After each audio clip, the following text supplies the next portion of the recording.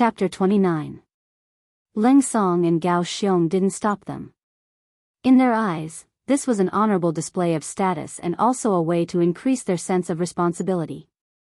These people's showing off could indeed boost the morale of the training and ensure that more qualified men would sign up for the army. However, Ling Feng's assessment was too strict.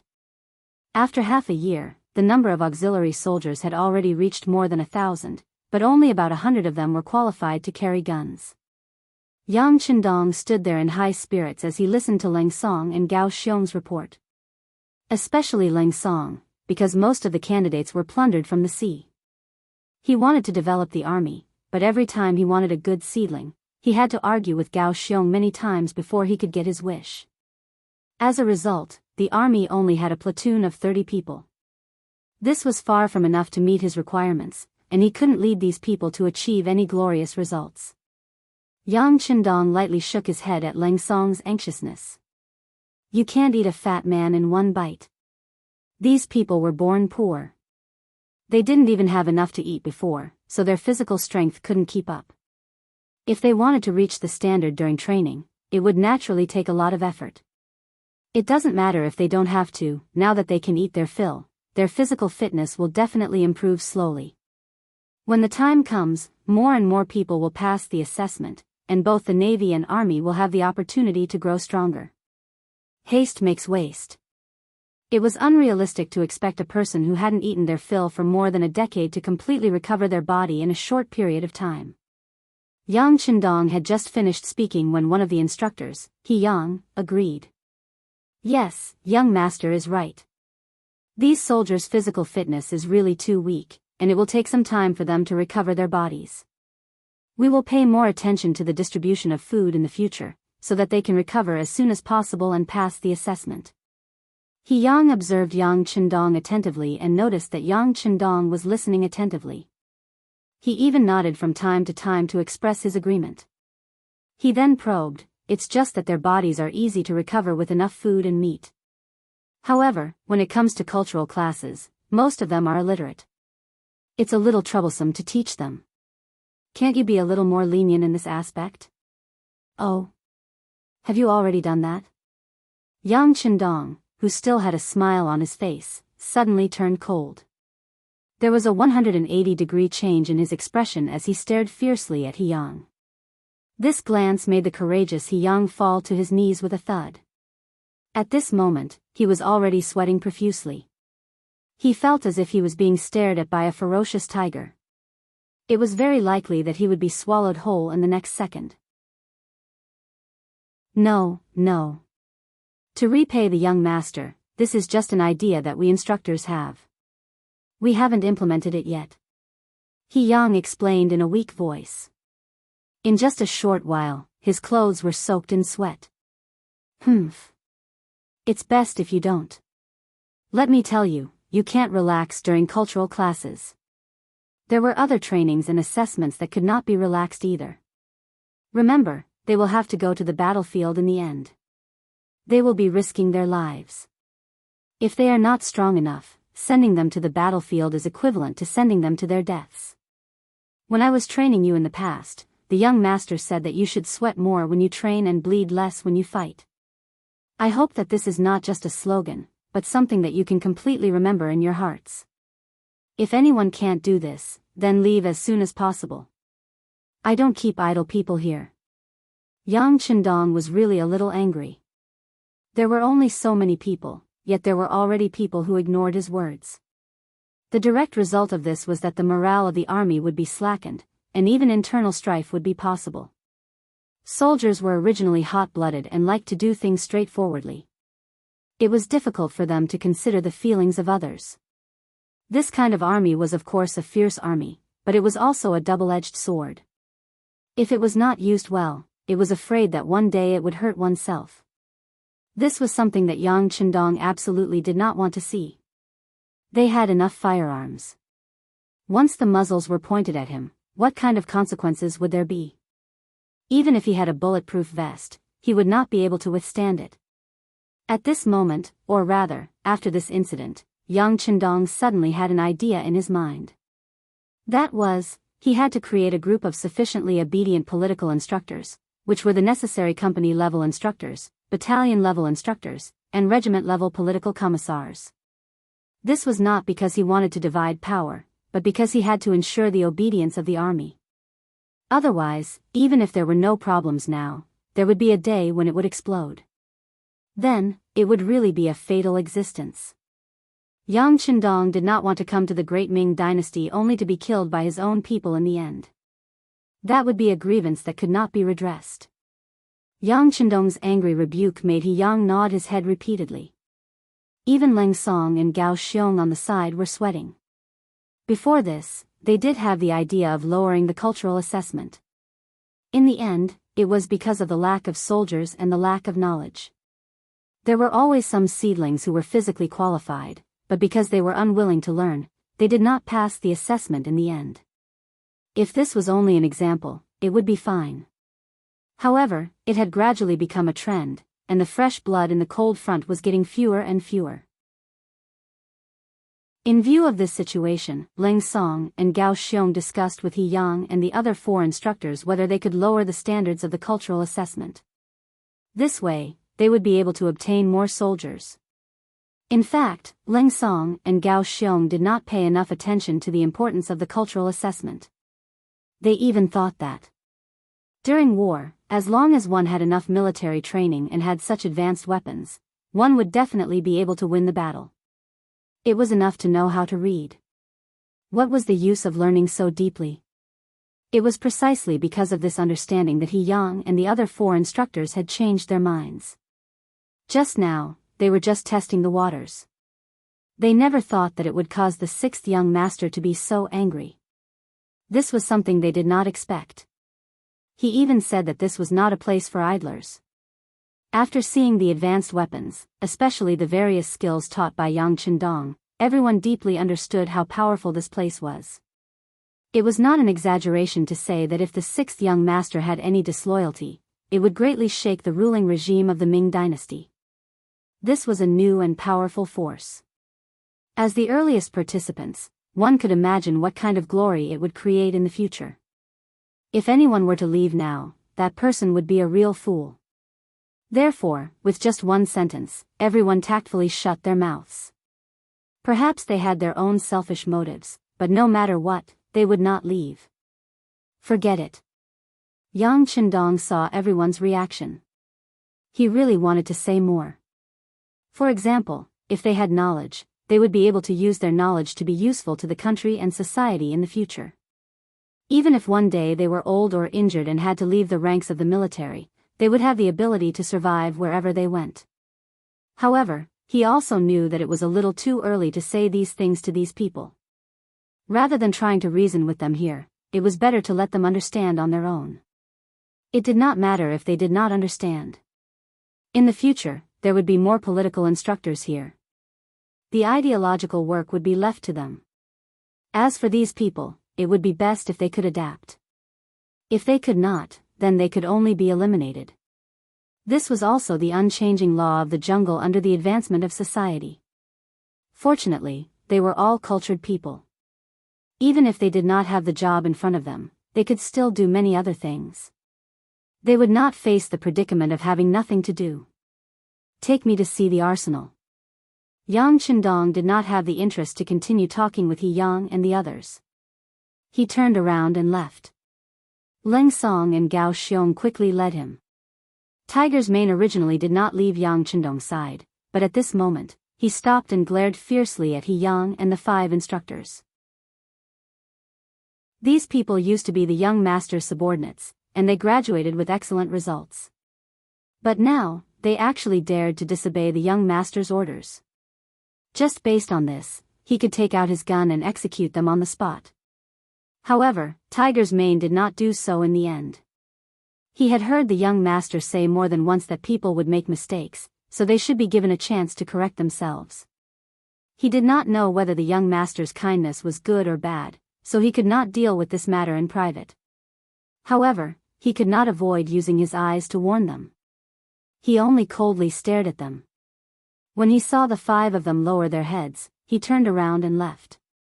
From beginning to end, he did not say a word. However, the more he was like this, the more pressure the 5 of them felt. At this moment, they finally faced the seriousness of the problem. They also understood that once the young master gave up on them, they would completely lose the life in front of them. It would be a feeling worse than death. Make it up immediately.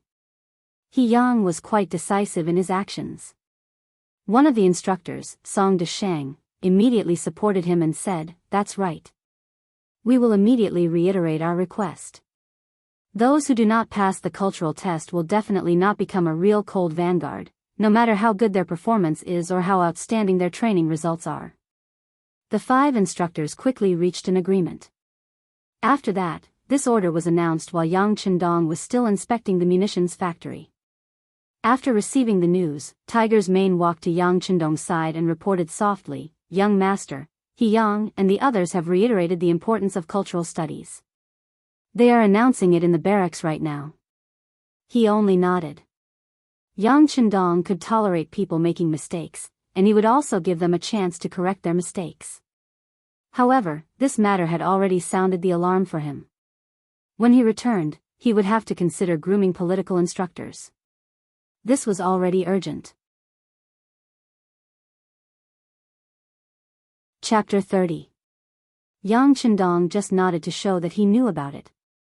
Then he continued to talk to Wu Gang, the person in charge of the munitions factory. "Now there are more and more people in the army, and the number of target practice is more and more frequent. Therefore, we need more and more ammunition. You can't just make bows and crossbows, because there will be fewer and fewer opportunities to use them in the future. It's time to shift your focus."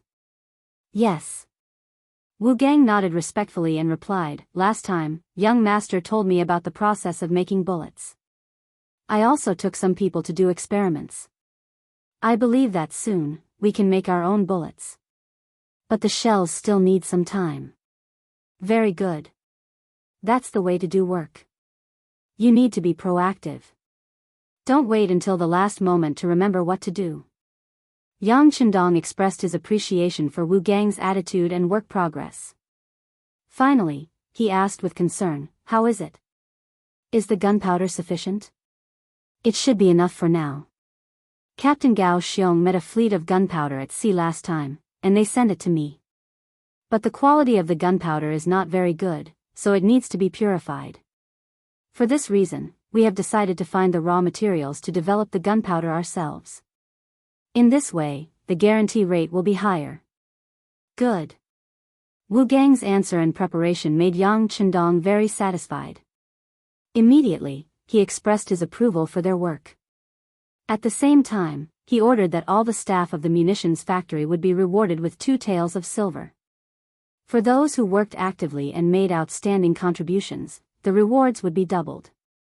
He also said that whoever produced the first batch of ammunition would be rewarded with 100 taels of silver for each worker who participated in the improvement. After inspecting the munitions factory, Yang Qindong went to the furniture factory and met Li Xuanfu, the person in charge here. Li Xuanfu made a lot of money for Yang Qindong when he made the toilet, so Yang Qindong knew him very well.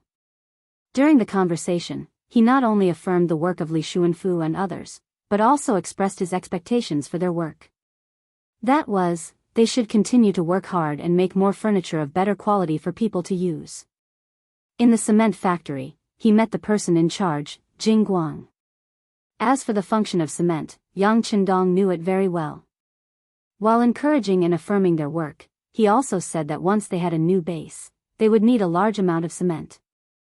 At that time, whether it was the construction of the spacious cement road or the construction of the barracks and residences, they would all be of use. He could not afford to neglect the proper business. Jing Guang was a man who didn't like to talk too much. All he did was guarantee that he would produce more backup cement to ensure that they wouldn't screw up when needed. From noon to afternoon, Yang Qindong went to many places and gave very pertinent opinions on some of the things he saw. After having dinner with Leng Song, Gao Xiong, and the others in the barracks, he strolled to Wan Qi's house. During the day, Yang Qindong went to a few factories, but he didn't go to the power plant. This made Wan Qi very nervous. Even during dinner, she was absent-minded and didn't eat much. That's enough. What are you worried about? I said that you would be in charge of the power plant, but who knows what it is? Even you don't know much about it. Since you haven't made any achievements, do you still want the sixth young master to come to your place for inspection? What would he come to see? Zhou Hua was lively and loud. Seeing her husband's absent-minded appearance, she scolded him angrily. Wan Qi was already in a bad mood. Naturally, she didn't want to quarrel with Zhou Hua. She just sat there silently. Her youngest daughter, Xiao Yu, saw this and walked over with small steps. Daddy, don't be angry with Mommy. Actually, the sixth young master is very nice. He hugged me during the day and gave me candy that can blow bubbles. As she spoke, Xiao Yu carefully raised a piece of colorless chewing gum that was wrapped in a piece of cloth high up in the air. The chewing gum no longer had the taste of sugar and couldn't blow bubbles. However, Xiao Yu still couldn't bear to throw it away. She carefully kept it. Xiao Yu, be good. Daddy isn't angry. Wan Qi naturally wouldn't tell her the worries in his heart. He had always been the smartest in the eyes of others. Of course, he didn't want to admit that he didn't know what electricity was. Although he had read books and had some theoretical understanding, he had never seen the real thing. He still couldn't imagine what electricity was. Why did it say that it could emit light and heat? It didn't seem to make sense at all. Wouldn't it have the same effect as the sun? It was too unbelievable. It was too difficult for him to do something that even he couldn't understand. Wan Qi had his own thoughts. Xiao Yu couldn't tell at all. She just stared at the colorless chewing gum in her hand in a daze. Only one piece was too little. She wanted to have a lot. Then, she could also blow bubbles like the sixth young master. Then, in front of her friends, she would be so glorious. Ah! Sixth young master, you. Why are you here? Zhou Hua's anxious voice suddenly sounded from outside the door. There was even a hint of fear in her voice. What? You have some kind of monster here that eats people. Can't I come? Yang Chendong's kind voice sounded. Then, the door curtain was pulled open. The sixth young master, who was dressed in camouflage, strode in. The sky was already dark. There was only a kerosene lamp in the room, so it was still a little dim. When Yang Chendong stepped in, Wan Qi didn't recognize him at all. However, Xiao Yu, who was in his arms, had good eyes. She recognized Yang Chendong at a glance.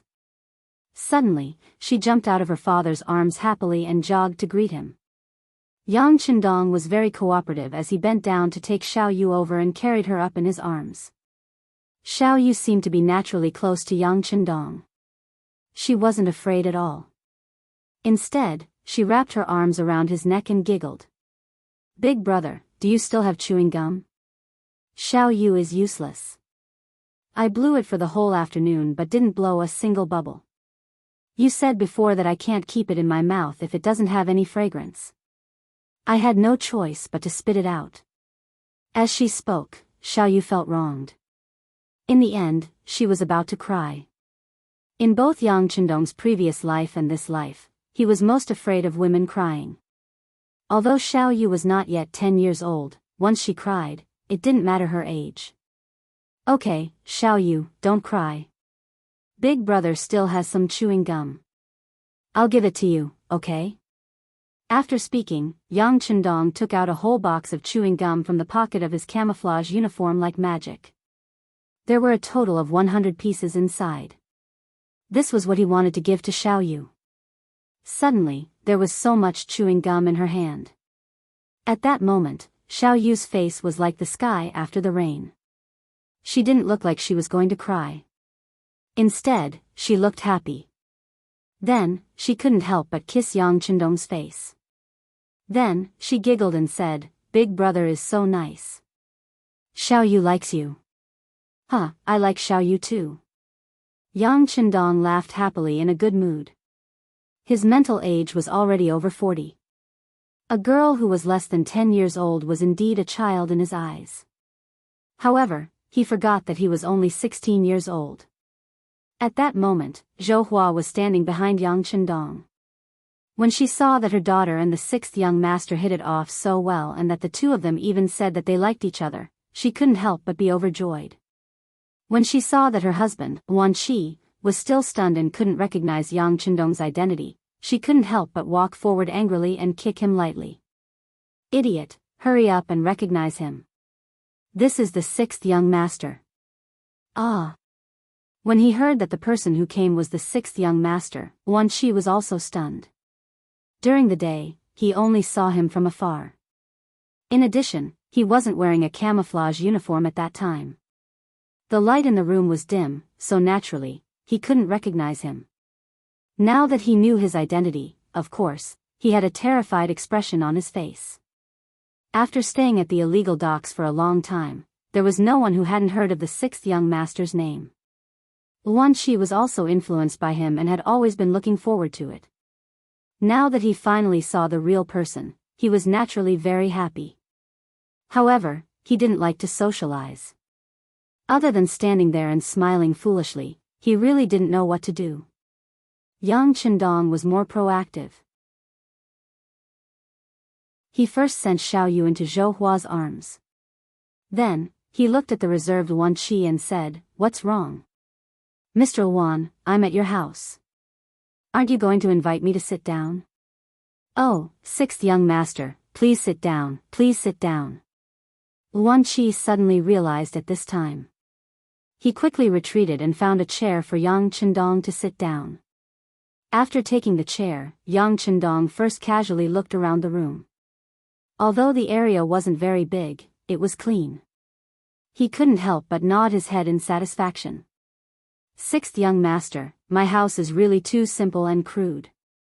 Wan Qi noticed Yang Chendong's expression and said with an embarrassed face.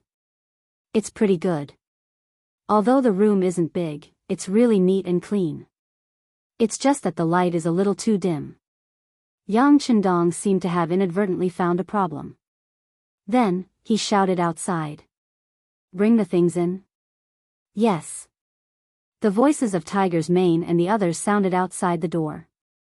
Then, two things that looked like black planks and another thing that others couldn't name were carried into the room. "Put them on the ground." When Yang Chendong saw that the things were ready, he stood up with a smile on his face. Then, his pair of nimble hands constantly fiddled with the things that were carried into the room, one by one.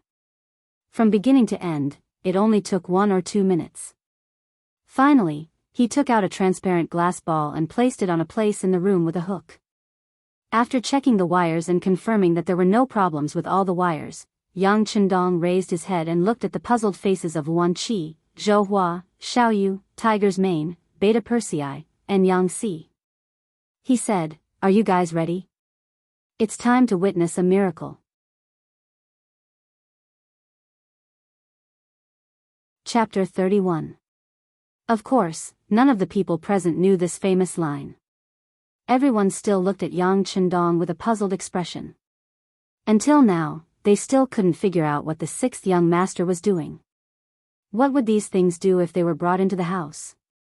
Yang Chendong saw everyone's puzzled expression.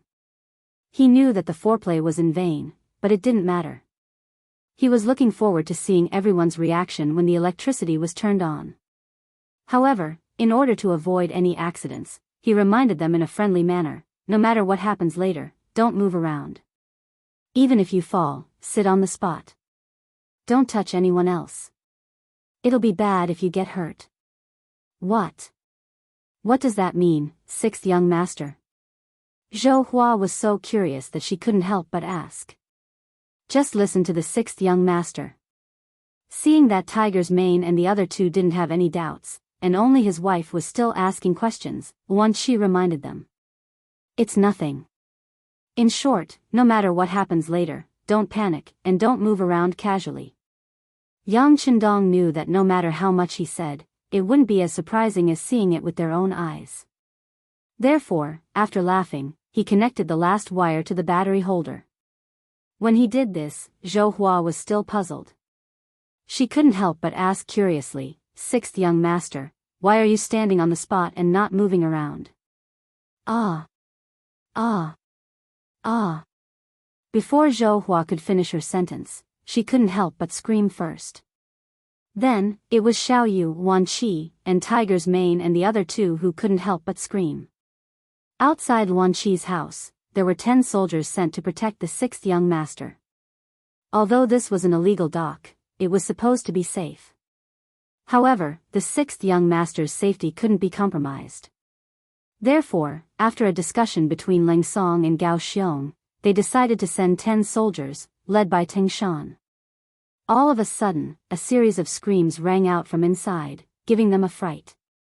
However, what made the 10 of them even more puzzled was that they were originally hidden in the dark, but now, their figures were revealed by the bright lights in the room. None of their concealment was effective anymore. What's going on? Let's go in and take a look. Ting Shan reacted quickly. At first, his eyes lit up as if it was daytime. But after 2 seconds, he reacted and wanted to go into the house to check on the 6th young master's safety. Fortunately, Yang Chendong's voice came from the room. I'm fine. You guys can stay outside. Was there really nothing wrong with the room? Of course, that was impossible. Because at this moment, everyone in the room had their mouths and eyes wide open, as if they had seen a ghost. The lights were on, and the solar generator was working.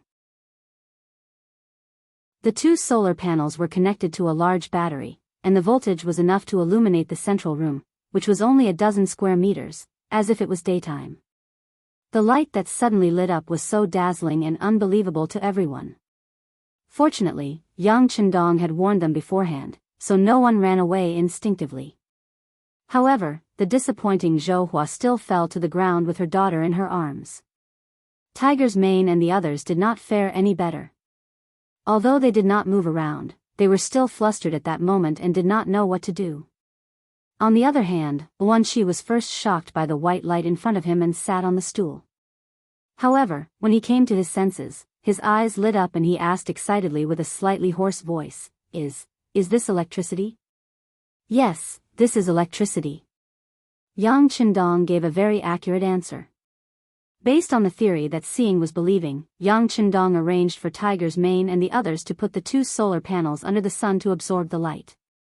The reason why he chose to come to Wan Qi's house at night was to give him a deeper impression. Now, it seemed that the effect was quite good. Is this electricity? It really can emit light and heat. After Wan Qi knew that this was the effect of electricity, he was the first to calm down. He got up and walked to the light bulb, then gently reached out his hand and felt the heat coming from it. Yes, electricity itself has the effect of emitting light and heat. If we use it well, then in the future, every house can be as bright as day at night. At that time, men won't have to worry about hurting their eyes when they study, women won't have to worry about hurting their eyes when they sew, and even children won't have to worry about bumping into things when they play. Yang Chendong was talking about the benefits of electricity to people in this era. Wan Qi listened attentively, and his mind was constantly looking forward to it. It was as if he could already see how it would look like when electricity was everywhere and brought benefits to people. Wan Qi was not the only one. Even Hu Mang and the others felt their hearts surge with shock. Their young master was too amazing. Not only did he have those powerful firearms, but he could also write exciting stories that made people not want to sleep and only wanted to read the next chapter. Now, he could even come up with something that could emit light and heat. Could it be that the young master was the reincarnation of a deity? Otherwise, how could he have these spells and abilities? In terms of calmness, Xiao Yu was probably the calmest in the entire house. After all, she was a child. When faced with something new, she was the fastest to calm down after being surprised. Her beautiful big eyes fell on everyone one by one. When she saw that everyone was looking at Yang Chendong with reverence and even worship, she was very happy in her heart because she knew that her big brother would always be the most powerful person. Time passed slowly. Slowly, the people in the house got used to it. Wan Qi took out a pen and paper excitedly. He had never seen electricity before. Although Yang Chendong said that it was lively in the book that he had read, seeing it was better than hearing about it 100 times. Now that he had seen it for himself, he knew that the book was not exaggerating at all. This electricity was indeed very powerful and very good. Since the sixth young master could bring electricity, he must be very familiar with it. If he still did not know that he should take the opportunity to ask for advice, then he was really a blockhead. This time, he came with the intention of dispelling his doubts. Yang Qindong had already prepared himself for Wan Qi's questions. For this reason, he had also learned some knowledge about electricity. Of course, that was only the most basic knowledge. For example, electric current was divided into direct current and alternating current, electric wires were divided into fire wires and spirit wires, etc. However, these things that seemed simple in the future still brought great shock to Wan Qi. Combined with some of the things recorded in the book, he finally had a preliminary understanding of this new thing. Wan Qi, there are many ways to generate electricity. For example, coal can generate electricity, wind can generate electricity, light can generate electricity, water can generate electricity, etc. These require you to experiment step by step. This requires a long process of understanding. You can't rush it. Of course, you can tell me what you need. This young master will do his best to satisfy you. I just hope that in your hands, electricity can be owned by people as soon as possible. It can serve mankind and benefit mankind. Yes, I will work hard to learn and do it with my heart. Wan Qi saw electricity for the first time. It was the first time that he had a certain understanding of it. At this moment, his heart could no longer be calm. He even hoped that he could have the ability to not be tired and not sleep. That way, he could study electricity earlier. I believe you can do it. He patted Wan Qi's shoulder. How about this? In the future, you will be the factory director of the power plant. Oh right. I also heard that you are developing a machine to make clothes. Very good, you can tell me anything you need. When I am not around, you can also look for Leng Song or Gao Xiong. They will unconditionally satisfy you. As for the future factory director, I think it will be better for your wife to be the one. Zhou Hua, who was standing on the side, didn't expect the sixth young master to talk about her. He even said that he wanted her to be the factory director, although she didn't know what the factory director would do. But thinking about it, it should be an official. Thinking that an illiterate woman like her could be an official, Zhou Hua instinctively wanted to decline. Seeing that Zhou Hua wanted to speak, Yang Qindong laughed and said, "Well, you don't have to refuse. I am not giving face to anyone. I know that you are skillful and have the ability to do so. Of course, it is not so easy to be an official." With a smile, Yang Qindong reached into his arms and took out a few drawings. He handed them to Zhou Hua and said, "These are the drawings of some clothes. You can study them carefully. If there is anything you don't understand, you can find me at any time while I am here." Those were some sample drawings of military uniforms, as well as women's bras, underwear, and cheongsams. Most of the clothes of the Ming Dynasty were long gowns and robes, which didn't look capable at all. Most of the clothes of the army were two-person battle jackets, which looked loose and not capable at all. It was far less practical than camouflage clothes. Although there were a lot of military uniforms in the warehouse, after all, the more they took out, the less there would be.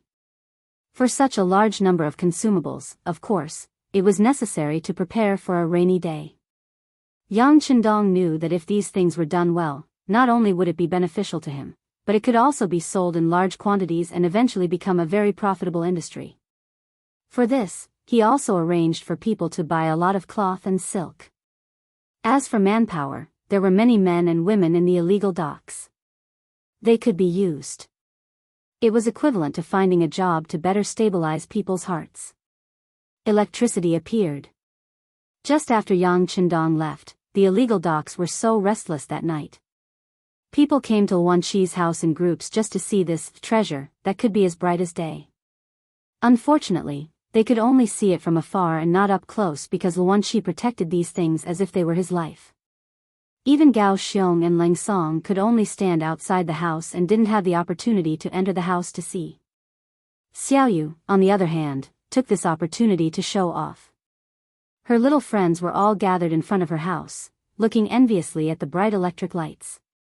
They were jealous of the chewing gum in Xiao Yu's mouth and the blissful smile on her face, which was already able to spit out bubbles.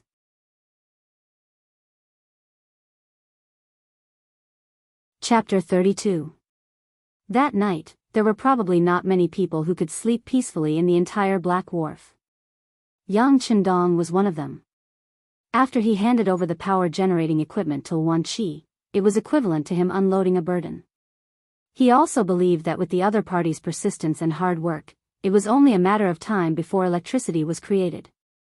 After sleeping until dawn, Yang Qindong went to the barracks to accompany the soldiers for a 10-kilometer run. After eating a simple meal, he went to find a person called Kongan. He was going to appoint him as the head of the paper mill.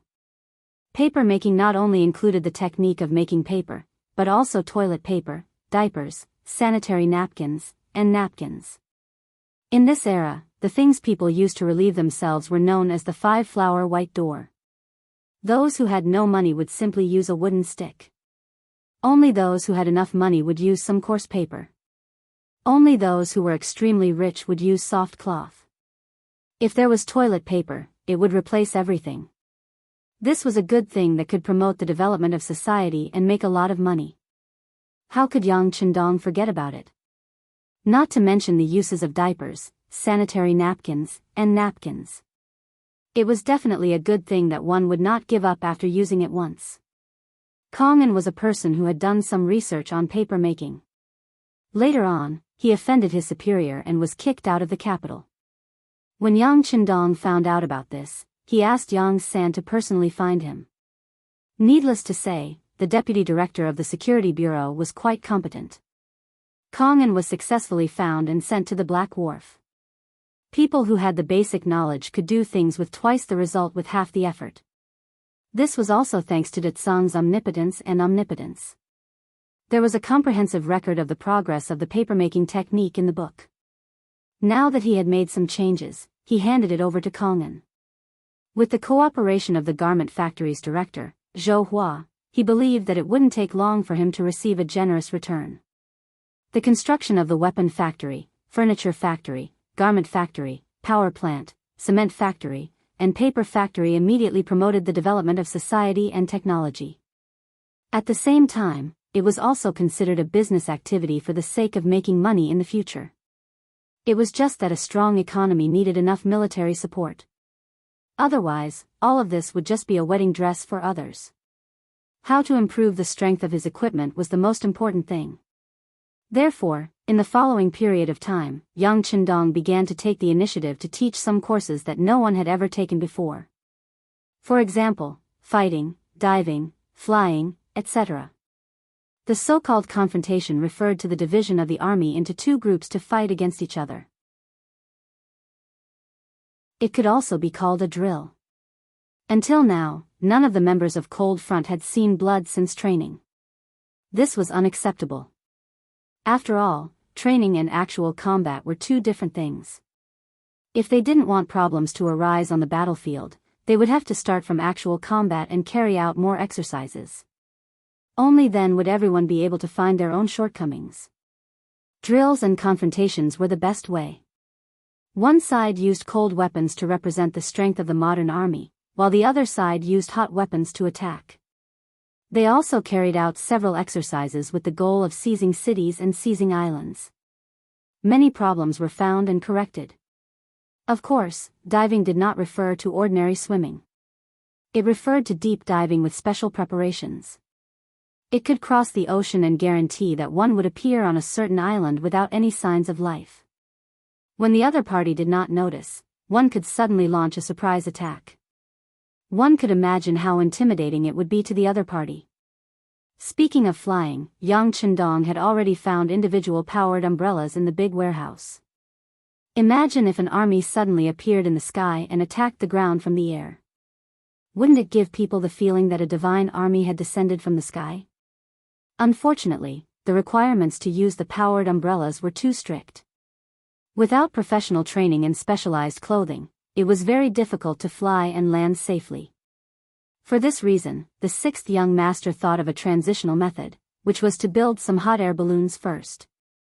Hot air balloons were relatively simple to build and easy to operate. After everyone got used to staying in the air, they could start training with the powered umbrellas. That way, the accident rate would be reduced.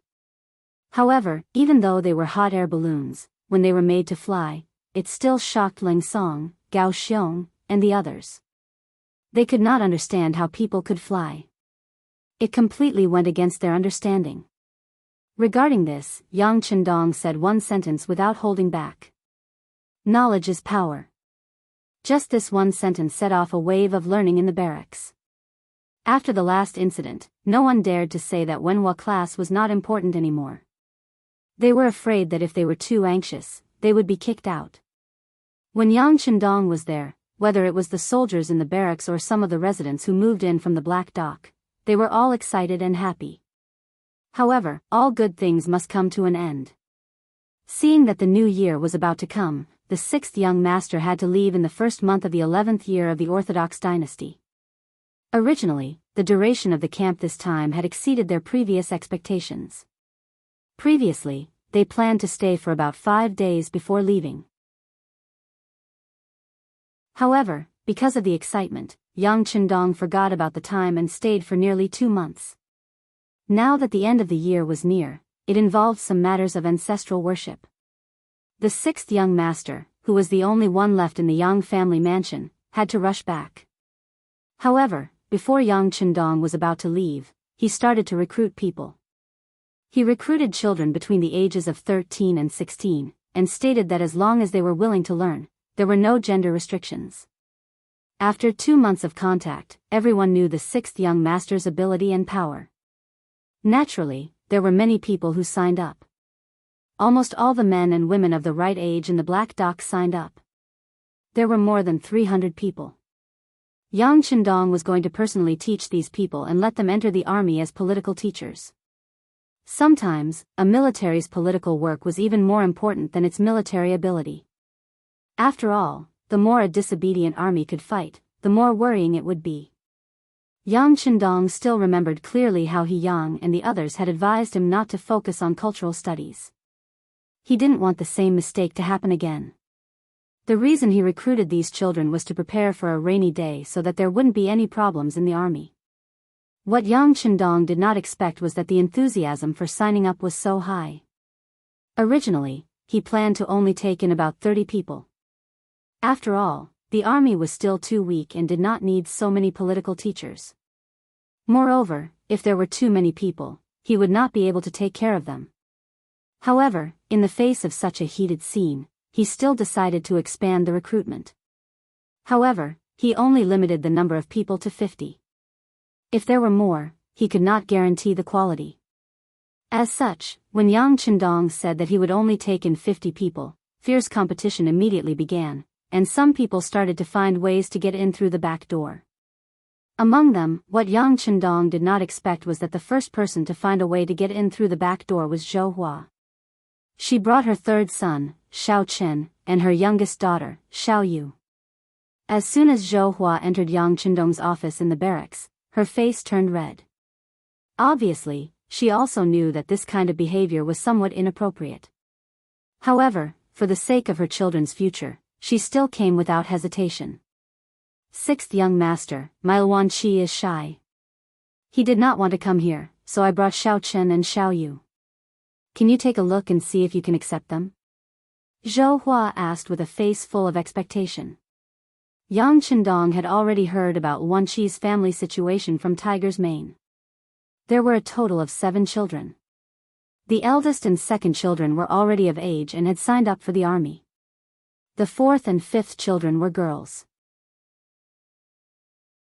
Although the sixth child was a man, he had been in poor health since he was young. Therefore, only the third child, Xiao Chen, was left. He had just turned 15 years old, and Xiao Yu would be 10 years old after the new year. Most importantly, she admired Yang Chendong very much. This was why Zhou Hua brought her to try out this time. In fact, she did not have much hope. As long as her third son was selected, it was a good thing. This He really wanted to reject this method of getting in through the back door. He wanted to create a fair competition system. However, Yang Chendong also knew that the selection of political teachers was different from other things. These people's backgrounds were very important. This was because if something went wrong with them, it would be a real problem. Wan Shi was already the director of the power plant, and Zhou Hua was the director of the garment factory. Both of them were contributing to the development of the illegal dock, or rather, Yang Chendong's power. Naturally, their children would have no problems in the political examination. It was more reassuring to use people like this. Since Zhou Hua had come in person, it was not good to refuse. He could not hurt her feelings. Yang Chendong thought about it for a while and nodded gently. Xiao Chen, can you read? I can read, sixth young master. I can read, and I've also learned the new arithmetic you taught me. I can add and subtract numbers within 2 digits without any problem. Xiao Chen finally had the chance to speak, and he cherished it very much. Okay, then pack up and come back to Jianghu with me in 2 days. However, you still have to take the written test. Xiao Chen's physique was considered strong. She was cultured and had a good foundation. Yang Chendong nodded and accepted her. As soon as she heard Yang Chendong agree, Zhou Hua was overjoyed and said excitedly, "Quick, thank the sixth young master." Xiao Chen was also quick-witted. He immediately knelt on the ground with a plop and kowtowed to settle the matter. However, what was a little ridiculous was that they were only 2 years apart in age. However, no matter how one looked at it, Yang Chendong was too outstanding. Zhou Hua was already very satisfied with the matter of her third son and Xiao Chen. She was ready to leave with her son and daughter. However, at this moment, Xiao Yu refused. She used all her strength to not let Zhou Hua take her away. Instead, she stubbornly said to Yang Chendong, "Big brother, Xiao Yu also wants to follow you." "You? You're too young." Yang Chendong shook his head. Xiao Yu would only be 10 years old after the new year. First of all, she was not qualified in terms of age. "I'm not young, and I will grow up. The most important thing is that I listen to Big Brother more than anyone else." Xiao Yu shook her head like a rattledrum. Her eyes began to fill with tears. Xiao Yu's request put Yang Chendong in a difficult position. He had said that he would only accept children between the ages of 13 and 16. Xiao Yu was not qualified in terms of age. If he accepted her, what would others think? What would they think?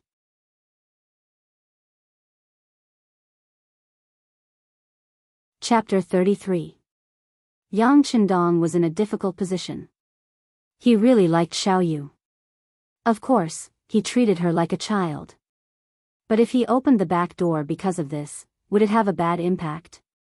When Xiao Yu saw his troubled expression, she knew that there was a chance. She immediately gathered her courage and said, "Big brother, I'm just your little sister. I'm not considered one of the 50 people, right?" After being corrected by Xiao Yu, Yang Chendong was suddenly enlightened. Yes, he could have said that she was his little sister. In the past 2 months, Xiao Yu would look for him whenever she had something to do. In the end, even Tiger's Mane and the others did not stop her. This was something that everyone knew. Naturally, there would not be any problems when he brought her along when he left. He did not expect that while he was still worrying, Xiao Yu would come up with a solution and an excuse first. This also made Yang Chendong look at her in a new light. "Well, if that's the case, then you can follow me. You don't have to take the exam." Yang Chendong agreed, which made Xiao Yu very happy. She held her mother's hand and shook it constantly, as if she was asking for credit, but also as if she was expressing her joy. Zhou Hua also did not expect that this time, the 2 children would be able to follow the 6th young master. In particular, the younger daughter was even more amazing. She became the only person who could follow the 6th young master without taking the exam. Xiao Yu's matter was just an interlude. Next, there were also people who wanted to go through the back door. Yang Chendong met some of them, such as Jing Shuang, the son of the cement factory director Jing Guang, Kong Jia, the son of the paper factory director Kongan, and a few others. However, he did not meet most of them. He just found a random reason to reject them. 3 days later, the exam began. It was divided into 2 parts, civil and military. The military part was to run a 3-kilometer race. If one could keep up with the team and not fall behind, they would pass. The civil part was also the most important part. It was to test arithmetic and write an article on understanding the illegal docks. It was stipulated that words that could not be written could be replaced by pinyin. From this, one could see what they were thinking in their hearts. They also held the initiative in their hands to decide who they wanted to recruit. The test lasted for a day, and the final results were announced at night. Naturally, some people were happy while others were sad. Fortunately, the Black Wharf was a place where everything flourished, and there were many things that could be done. Moreover, Yang Chendong also said that if there was a chance in the future, he would come here to recruit people to his side. Thus, the impact of the incident gradually subsided, and those who were not selected also returned to their normal state of mind. Early the next morning, Yang Chendong left the Black Pier. The selection was sent out before the sun rose, and it was requested that every person who was selected not be sent off by their parents. Otherwise, their quota would be revoked. This was also the first lesson that Yang Chendong taught everyone. Stay away from your parents and learn to be independent. Although this seemed a little cruel, it was beneficial for growth. Just like today's education, there was too much emphasis on grades. Most of the children were focused on studying, and very few teachers and schools paid attention to nurturing the children's character. Yang Chendong's way of doing things was to start with independence. Then, he would let them suffer. Only such children could understand the warmth and coldness of human nature more deeply, and their chances of success when they grew up would naturally be much higher. 1447 AD, the 11th year of the Jingtong dynasty. The New Year's bell was rung. From this moment on, Yang Chendong was 17 years old. It had been nearly 2 years since he came to the Ming dynasty. From nothing to something, his power had developed to today. It was likely that other than a limited number of people, no one knew how powerful he was now. The new year was at the Yang family's old house. As usual, the servants of the old house were given silver taels to celebrate the festive year, and then they went to worship the ancestors. After that, Yang Chendong did not return to the old house. Instead, he went to the Yang family village in the name of breathing fresh air and looking for inspiration to write stories. There were 50 people there. No. 51 students were waiting for him to teach. They were going to face a 3-month study, which was mainly cultural classes and supplemented by physical training. The training was in full swing, and the Yang family village also showed a semi-closed management. Although people were allowed to enter and leave, the inspection was particularly strict. During this time, Yang San had already found a few people who were suitable for intelligence and security work. The standard to assess whether or not they could become official members was to closely monitor everyone who entered the Yang family village and find suspicious people. It was said that it was easy to do things with money. Now, in the streets and alleys of Jianghu Prefecture, who knew how many pairs of eyes of the Yang family were watching? They were either ordinary peddlers, waiters, or the boss of a grocery store. These people were not on the security bureau's list, and they did not even know who they were gathering intelligence for. These people only knew one thing, and that was that as long as they reported unusual things, they might be able to receive silver. If the matter was very important, they would receive even more rewards. People would die for money. Under such an incentive mechanism, naturally, a large amount of intelligence would be sent to Yang Sen every day. He would then hand over the valuable information to Tiger's Mane and give it to the 6th young master for review. With this mechanism, it could be said that once someone from the imperial court came to Jianghu Prefecture, any unfamiliar face would be immediately discovered. In fact, all this was Yang Chendong's overthinking and caution. No one in the imperial court would target him, a mere 9th-level governor of Jianghu Prefecture. If someone really wanted to deal with the Yang family, they would target the young masters and young ladies of the Yang family in the capital. Moreover, with Yang Rong's death, the power of the Yang family collapsed, and it could be said that it was difficult for everyone to protect themselves. Otherwise, it would have been more than a year since any of his relatives came to the old house of the Yang family to visit him. Of course, Yang Chendong's understanding was that these brothers and sisters must have their own difficulties. Perhaps they were in the capital and had no choice. In any case, he had heard from the old steward Yang Chendong that the young masters and young ladies of the Yang family did not have a good life in the capital. Even if they wanted to leave the capital, they had to report to their superiors, which was a little troublesome. Yang Chendong understood them a little. Moreover, after all, he had inherited this body. If possible, he would help them if he could.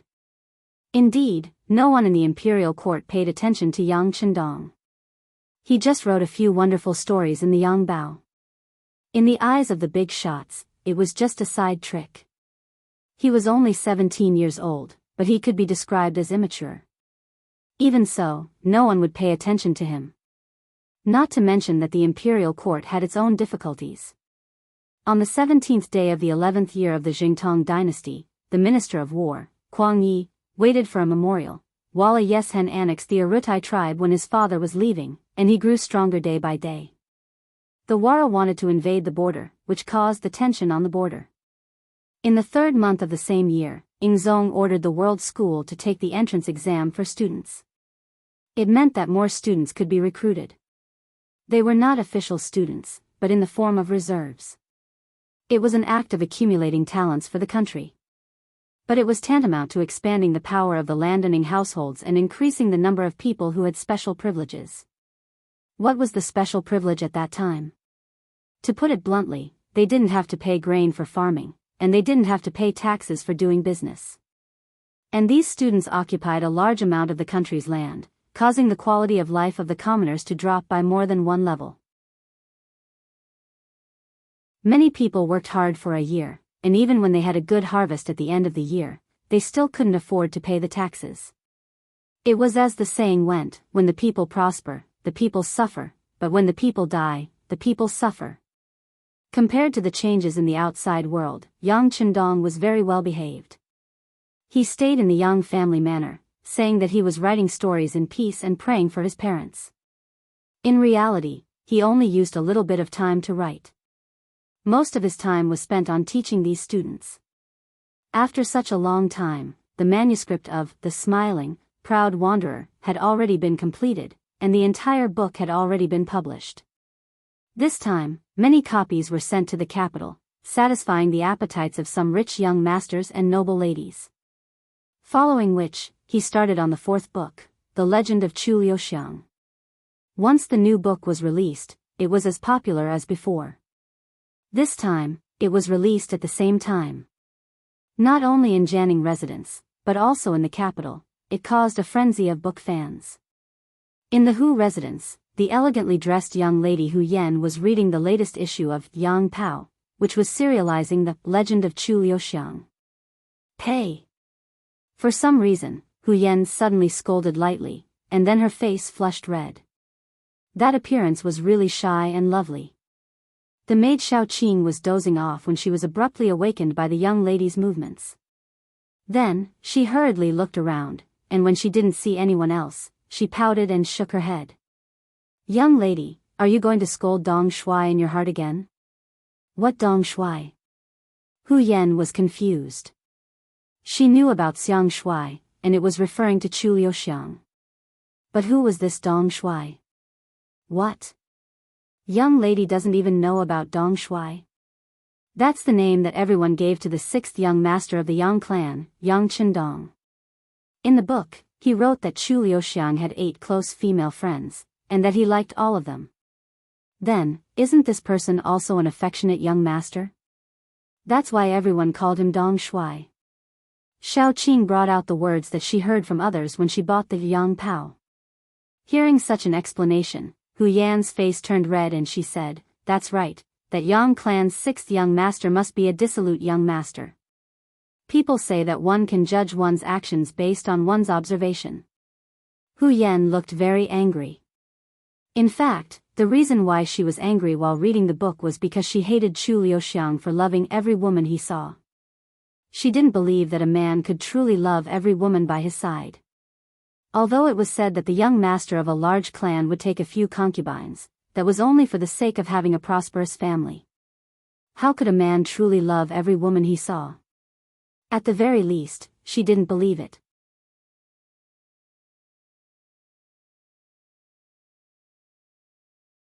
Chapter 34. As a result, she began to question Yang Chendong's character. At the same time, she was conflicted. What kind of man was he? She could write a hero like Guo Jing, a sheik like Li Xuanhuan, a real man like Ling Huchong, and now a sentimental man like Chu Liuxiang? Which one was the real him?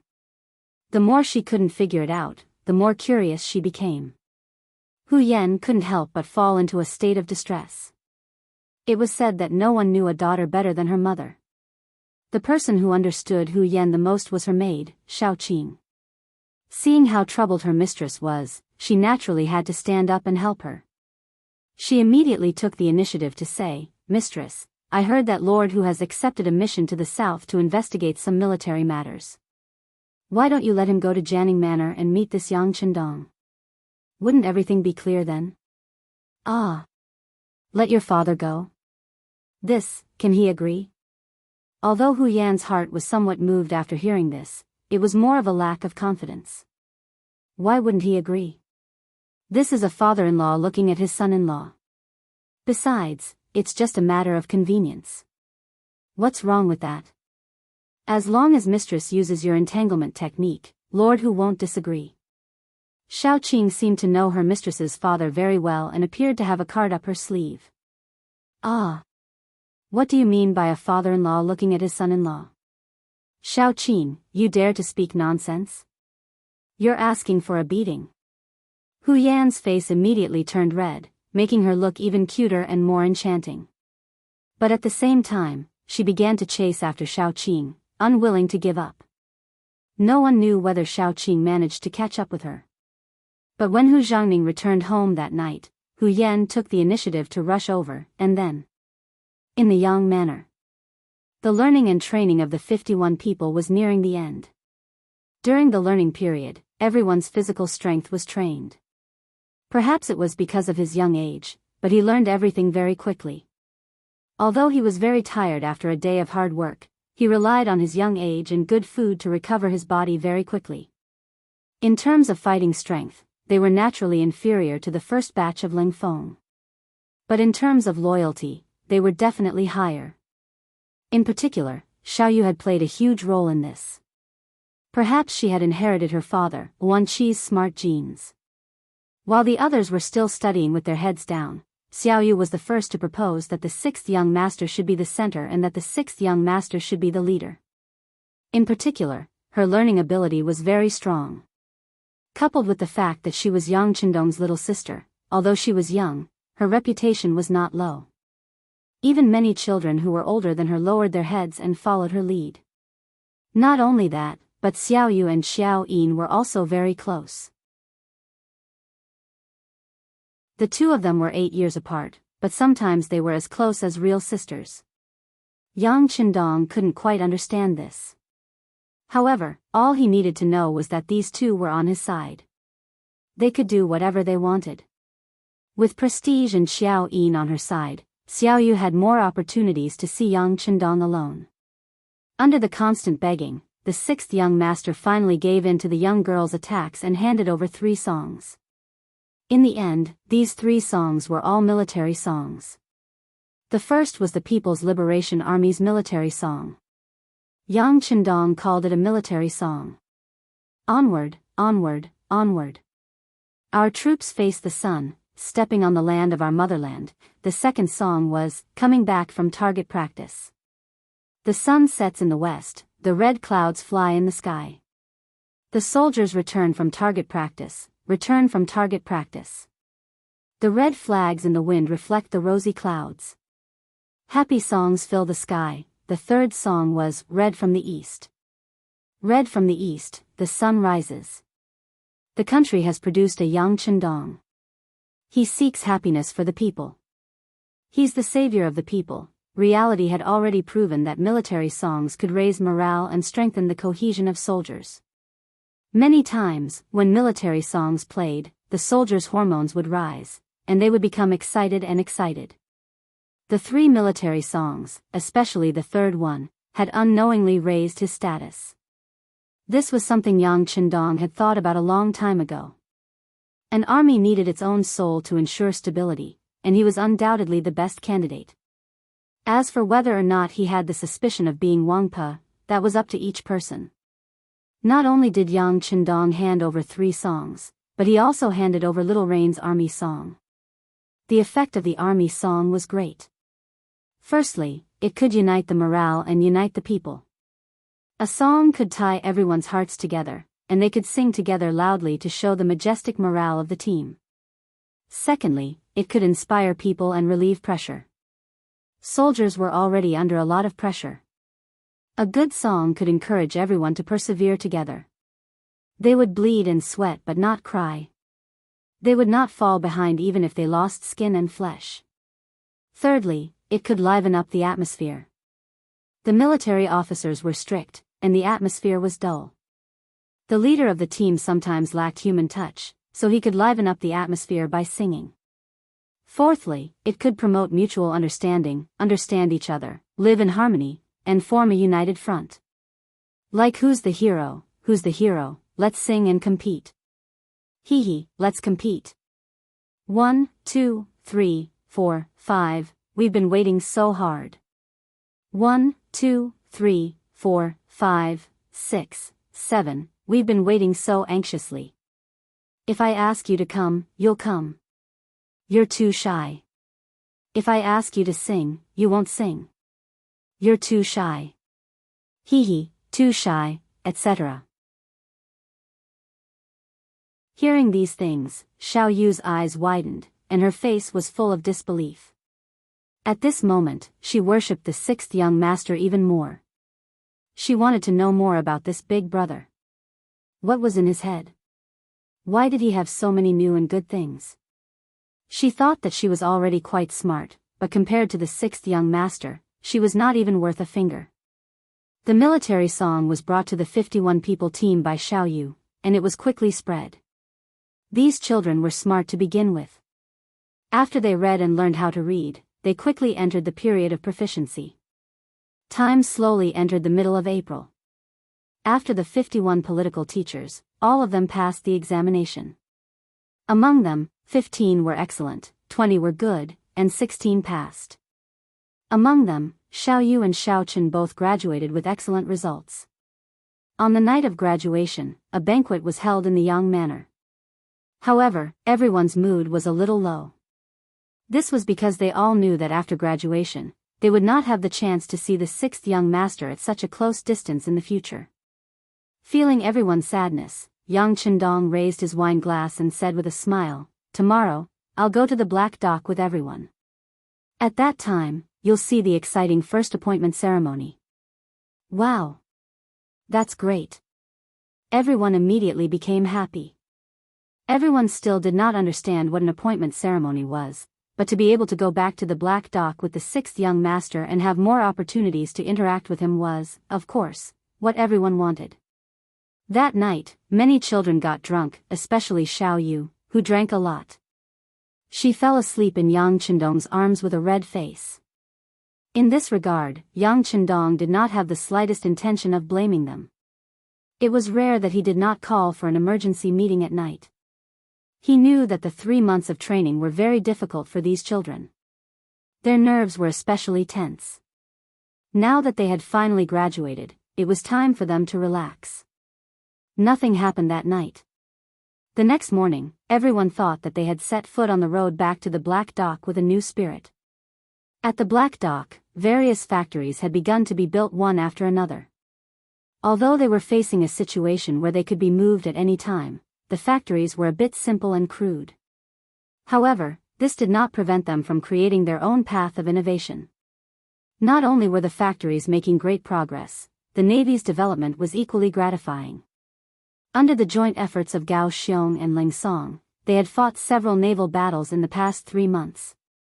Relying on their advanced weapons, strict military discipline, and excellent military training, they had won one battle after another. The Navy's fleet had also been greatly expanded.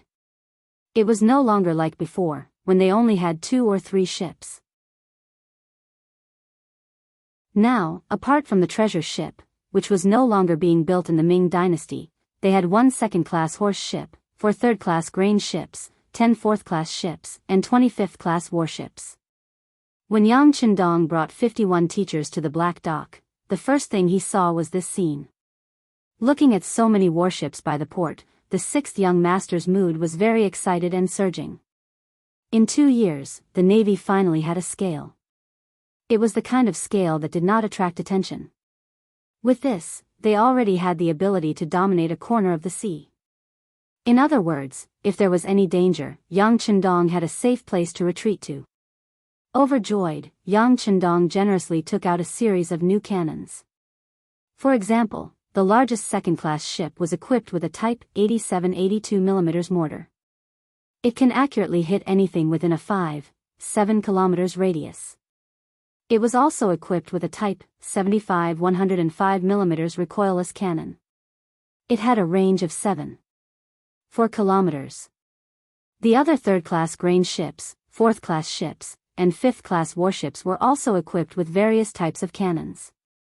The range was between 1.5 kilometers and 5 kilometers. The accuracy and range of modern cannons was far from what the civilization and technology of that time could compare to. It could be said that with these, in addition to the brave soldiers, there was no naval fleet that could not be defeated. With these, Yang Qindong finally issued his first order. That was to expand outward, preparing to take down Xichen City, Tainan City, and Ryukyu Island. At the same time, they would dominate this part of the Ryukyu Sea. Any ships that passed through here would either pay a heavy tax and become friends, or be destroyed and sunk. Finally, they were prepared to take down Xichen City and the entire Ryukyu Island.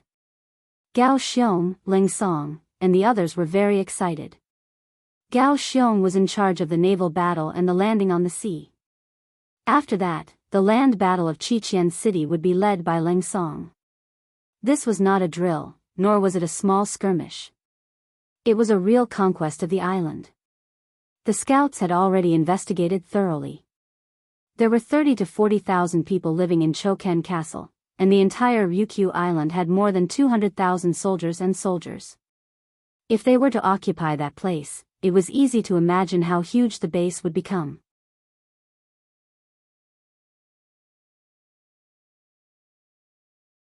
Chapter 35.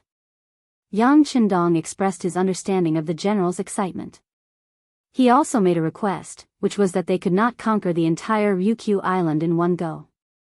Instead, they should first take down Xichen City and use it as a stronghold to slowly expand to the entire island.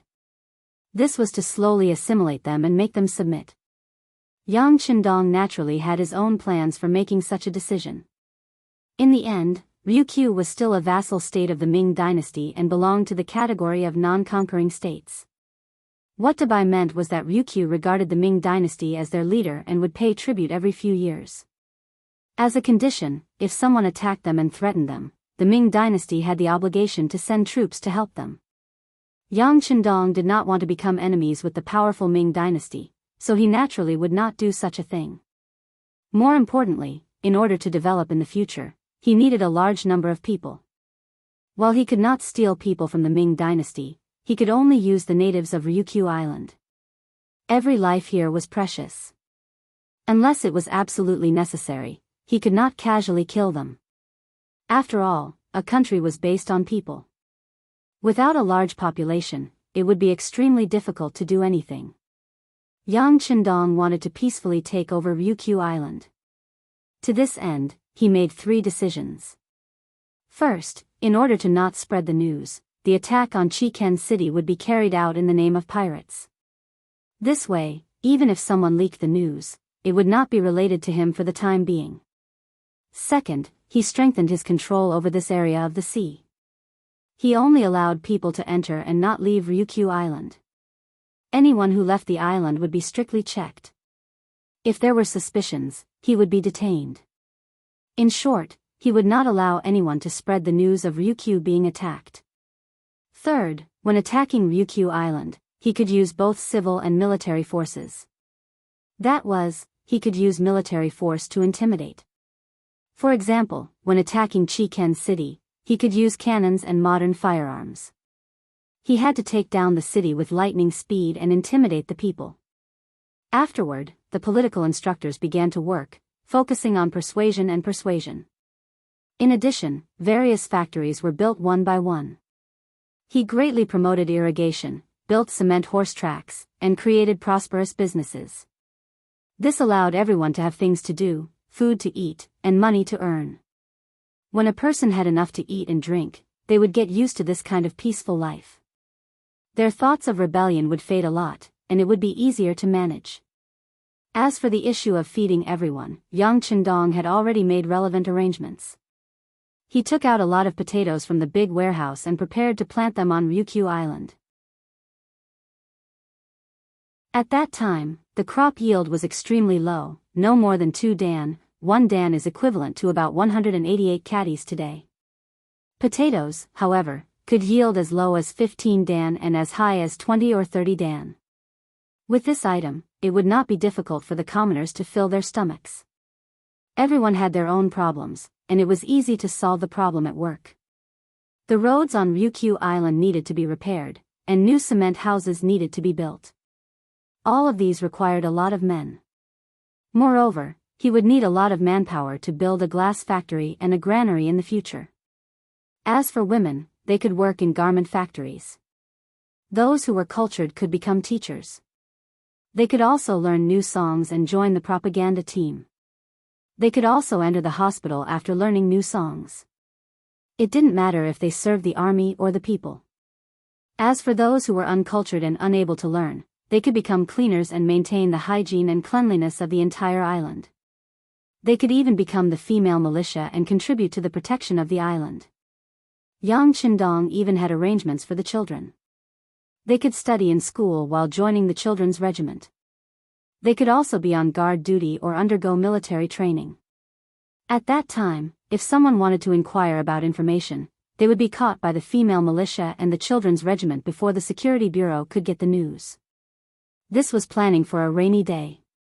While many people were still excited about attacking Kaiken Castle and occupying Ryukyu Island, Yang Chendong was one step ahead of them and came up with sufficient solutions for the problems that would occur in the future.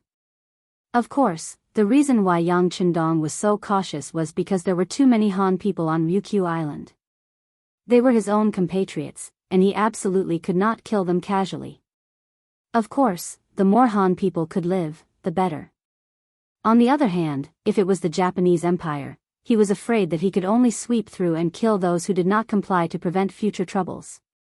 After formulating all kinds of attacks and solutions, and even arranging the specific people in charge one by one, the conferring ceremony officially began. 1447, 11th year of Jingtong, 28th day of the 4th month. On this day, the wind was gentle and the sun was bright, the sky clear. The beach in front of the Black Dock was crowded with people. All the soldiers and civilians of the Black Dock were present. From the elderly over 60 years old to the babies who were only 1 or 2 months old, they were all mobilized here. The population reached nearly 10,000. This was specially emphasized by Yang Chendong. The conferring ceremony was solemn and formal, so it naturally needed to be watched by all. Right now, there were still very few people under him, so he had to mobilize all of them. When the next conferring ceremony came, there was no need to mobilize the elderly and children. Even the common people, under the semi-military management, stood in an orderly manner. No one made any disturbances. Other than a few babies crying out because they were hungry, there was no other sound. At 9:00 in the morning, Yang Chendong, who was dressed in military uniform, was the first to walk up to the temporary cement award platform.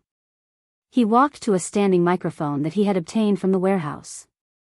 It was connected to 4 huge loudspeakers, enough to ensure that his every word would be transmitted to everyone's ears. Yang Chendong, dressed in martial attire, was wearing the marshal's uniform. A souvenir from the warehouse was found. The marshal's epaulet was golden yellow with red edges. It was 14 centimeters long and 5.8 centimeters wide. There was an additional circle of silver-white pine branches around the epaulet. The two national emblems on the epaulet were made of pure gold. The star emblem and pine branches were embroidered with silver thread. The layer of golden yellow on the epaulet was made of pure copper wire and then gilded. The cap emblem, star emblem, and symbols of the marshal's uniform were also made of pure copper. The golden areas were gilded with gold, and the silver-white areas were gilded with silver. The chest area of the marshal's uniform was embroidered with golden ribbons and tassels. The cuffs and collar were embroidered with golden embroidery. The edges of the pants were embroidered with golden and bright red stripes. They were all embroidered with pure gold thread. Wearing the blue military uniform, Yang Qindong's figure was even more tall and straight. Paired with the shiny leather shoes and the majestic cap, it instantly gave people the feeling that they had to look up to him. Yang Qindong, wearing white gloves, first solemnly raised his right hand and saluted in a very standard military salute. Then, he decisively put it down and looked at the people below the stage. He said in an excited voice, "Today, all of us will be here to witness the arrival of a sacred moment, and that is the military's conferring ceremony. The military's duty is to protect the country. Their existence is to protect everyone's lives and property. In order to complete this mission, they have to sacrifice their youth and even their lives. Therefore, being a soldier is glorious and sacred. The military cares about the family and forgets about the family. They can't be blasphemed. However, since ancient times, no country in history has ever had a military holiday. This is unfair and unjust. I, Yang Qindong, hereby announce that in order to show my respect and gratitude to the military, August 1st of every year will be Army Day. This is a military holiday, a holiday unique to them. That day belongs to them. Glory and glory will only bloom for them. Long live the sixth young master. Long live the sixth young master." It was the first time that the status of a soldier had been raised to such an extent. For a moment, the excited soldiers below the stage began to shout loudly. They shouted with all their might to express their feelings of being soldiers who would die for their friends. In the crowd, Xiao Yu was also tearing up when she heard Yang Qindong's words. Seeing that everyone's morale was so high, she was excited. She suddenly had a bright idea and sang loudly, "The east is red, the sun rises. The country has produced a Yang Qindong, he is the people." As soon as Xiao Yu started singing, her voice immediately became louder. The other 50 teachers who knew this song sang loudly at the top of their lungs at this moment to express their feelings. As for the other soldiers, they could only stare with their eyes wide open. They couldn't get a word in. After all, they hadn't learned this song yet. But even so, the singing of 51 people, no. It should be 54 people. There were also Qiao Yin, Beta Persei, and Yang Si from Jianghu Prefecture. 54 voices shouted loudly. It was not a small momentum. They smoothly finished singing the first time. The general idea of the lyrics was also heard by the other soldiers. He Yang, Song De Shang, and the other 5 teachers felt the meaning of this song. They made up their minds to find Xiao Yu and the others immediately after the ceremony. They must learn this new song first. After Dongfang Honga finished singing, the scene quieted down again. Yang Qindong's eyes were bright. He said in a loud voice, "Next, we invite the conferring personnel to come to the stage. The ceremony officially begins." As soon as he finished speaking, the sound of orderly footsteps could be heard on the stage. Tiger's Mane took the lead, followed by Gao Xiong, Ling Song, Yu Guang, Ting Shan, and Xiao Feng. They were all dressed in uniform. Among them, Tiger's Mane, Ling Song, Ting Shan, and Xiao Feng were dressed in pine branch green. They looked more calm and dignified. Gao Xiong and Yu Guang were dressed in white navy uniforms. They looked so dazzling and radiant. 6 sets of uniform were neatly worn on their bodies. They looked so neat and straight. Coupled with the large caps with the badges of the 88, they looked even more spirited and elegant. On their feet were black leather shoes that no one had ever seen before. A pair of white and clean gloves made them look very capable and imposing. As soon as this outfit came out, many young ladies and young wives in the audience widened their eyes. Some of the bolder ones were already blushing. They didn't even know where to put their hands.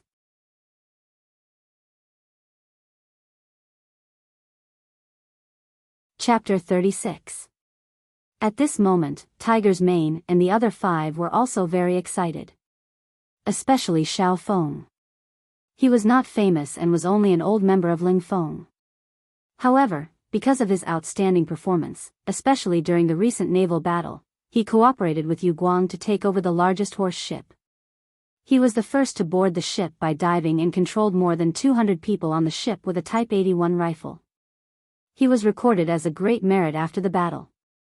This time, Yang Qindong directly included him in the first batch of 6 officers for the conferment ceremony. Tiger's Mane and the other 5 walked excitedly in front of Yang Qindong, who was wearing the commander's uniform. Then, a gorgeous long military rank appeared on the empty epaulets. Just now, everyone felt that Tiger's Mane and the other 5 were lacking something. When the military ranks, collar flowers, and the Type 81 insignia were put on one by one, their spirits were lifted. They gave off a feeling of perfection and impeccable. Among the 6, Tiger's Mane was given the rank of captain, which was also the highest among the 6.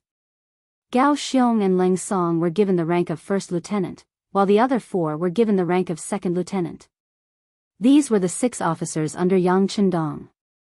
After being conferred their ranks, the 6 of them uniformly saluted Yang Qindong and at the same time declared their loyalty to the 6th young master and the people. Then, a large number of soldiers who had passed Ling Feng's training walked up the stage. There were a total of 320 people, including He Yang, Song Desheng, and the other 4 instructors.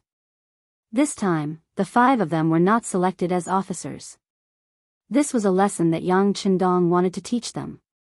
This kind of punishment was not excessive for underestimating the importance of cultural studies. However, it was too late for the 5 of them to regret it. If they had known this would happen, they would not have underestimated the importance of cultural studies. However, it was too late to say anything now. They could only perform well and hope that they would be included in the next conferment ceremony. 320 people walked up the stage. They had already changed into civilian clothes. Although it was a soldier's uniform, it still gave people a refreshing feeling. If it weren't for the example of Tiger's Mane and the other 5 officers, their appearance would definitely have attracted waves of screams. Even so, there were still many young men and women below the stage who looked envious. The 6th young master had said that not only men could become soldiers, but women could as well. There were even some special military branches that only women could do better. As for the other 2,000 auxiliary soldiers, they were also the reserve soldiers. When they saw the 320 soldiers standing neatly on the stage, they were all looking forward to the day when they would be recognized and pass the test. How cool would it be to finally get a set of such clothes? Presumably, when that day came, they wouldn't have to worry about finding a wife anymore. There were 320 people, some in white Navy uniforms, and some in green Army uniforms. One by one, they walked up to Yang Qindong and were given a collar flower, a cap badge, and a private first-class epaulet. This was a symbol of identity and status. In addition, everyone also received a training uniform under the Type 07 uniform, a pair of combat boots, a beret, and a belt. The Army mainly wore camouflage uniforms, while the Navy had a white upper body and dark lower body. As for their weapons, they received a Type 95 assault rifle, a 3-shuttle bayonet, a combat shovel, and a number of grenades and other items. These 320 people passed the physical fitness, military literacy, and cultural tests. Their scores reached the level of elite veterans in the future, and the only thing they lacked was combat. Once they finished 100 battles, they would inevitably become an invincible army. The 320 people were also assigned to the Army and Navy as the backbone of their existence. In the future, depending on their performance, it wouldn't be long before there would be a lot of officers. But the next time, Yang Qindong might not be able to personally award them one by one. From beginning to end, the award ceremony was carried out under thunderous applause. Every time a soldier's epaulet was crowned with the rank of Private First Class, it would attract fierce applause from below. These people seemed to see themselves tomorrow. This applause was not only support and envy, but also encouragement and self-awakening. This conferring ceremony greatly elevated the status of the soldiers, increasing their sense of honor and belonging. Facts also proved that after the ceremony, more and more people signed up to join the army, and even some old people and women asked to sign up. Later, it was Yang Chendong who personally expressed his stance that the matter calmed down. He promised that every industry was a contribution, not only soldiers. As long as they made an outstanding contribution, the effect would be the same. Next, he would prepare enough medals to reward those who made outstanding contributions. And the medals were not limited to soldiers, workers, farmers, even teachers and businessmen, and even members of the children's regiment. As long as they had outstanding performance, they could also receive medals.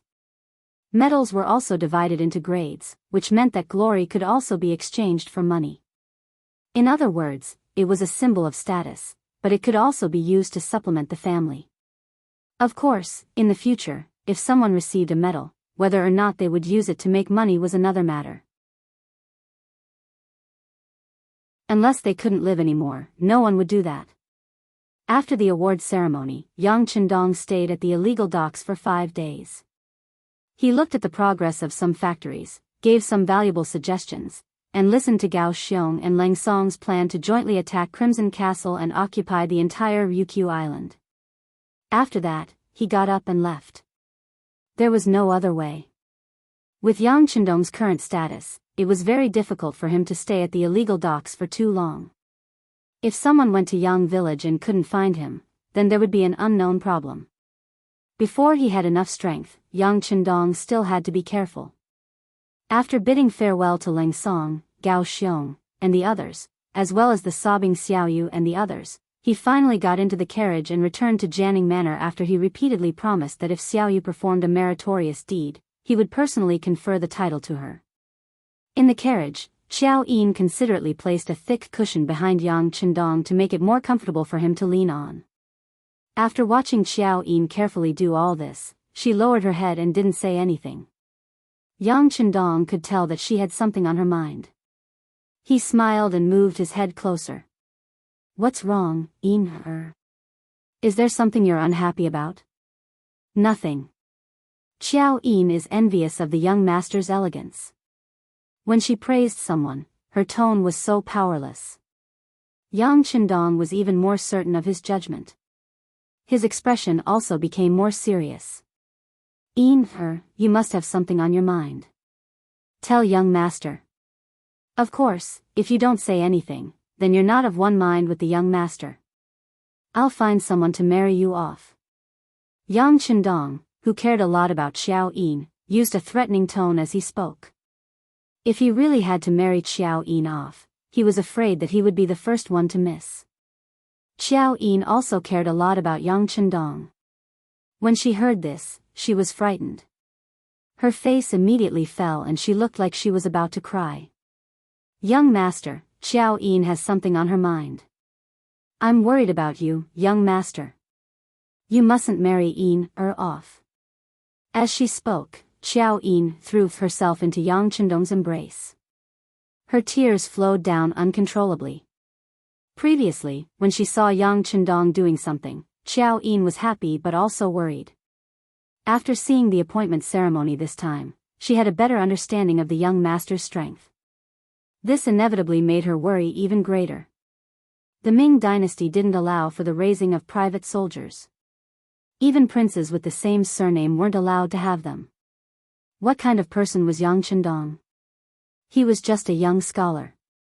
Of course, now that he was a 9th-ranked official, if news of the illegal docks were to spread, then he would definitely be beheaded. It wouldn't even be excessive to implicate the 3 families. In Xiao Yin's heart, the young master was so knowledgeable and so capable. Now that he was an official, if he continued to develop, then his future would be limitless. At the very least, he wouldn't have a problem with having enough food and clothing. So why did he have to do something similar to rebellion? She was a bit afraid and even panicked because of her fear. She was worried about what would happen to the young master if news of the illegal docks were to spread one day. When that time came, what should she do? Holding the crying Xiao Yin in his arms, Yang Qindong stretched out his right hand and gently patted her back. His expression was a bit more peaceful. He knew what Xiao Yin was worried about and knew even more clearly what he was doing. Perhaps it was as others thought. He could let go. With the resources and ability in his hands, being a safe young master wasn't a problem at all. But could he really do that? He would marry in the future, have children, and have descendants. Perhaps he would be able to live peacefully in his lifetime. But what about his children? What about his children and grandchildren? Once the Ming dynasty fell and the Tatars entered the pass, they could all become slaves. This was definitely not what Yang Qindong wanted. When he thought of that, his heart would ache. This was the main reason why he wanted to establish his own power. As the saying goes, it's better to rely on yourself than on others. Rather than hoping for the younger generation to work hard, it was better to do something himself. At the very least, he would create better conditions for them. Even if there was danger, under the powerful protection and umbrella he established, he would have more time and opportunities to avoid disaster. Of course, Yang Qindong had a bottom line when doing things. That was, he wouldn't take the initiative to make a move against the Han people. Because they were his own people, he would unite as many as he could and help as many as he could. Unless they killed themselves, he wouldn't make a move against them. Secondly, it would depend on the attitude of the imperial court towards him. If he could use his thoughts to influence the emperor and make him make some reforms that would benefit the people and govern the Ming dynasty well, his power would only be on the sea and not on the mainland. It was still the same sentence. Yang Qindong had always admired the backbone of the Ming dynasty. He also admired the emperor's behavior of guarding the country. At the very least, the emperors of other dynasties couldn't compare to him in this aspect. But what if he couldn't influence them? Then he could only play by ear. Since Yang Qindong was blessed by the heavens to come to the great Ming dynasty and brought so many good things, if he didn't do anything, wouldn't he be betraying the heavens? At least, that was what he thought.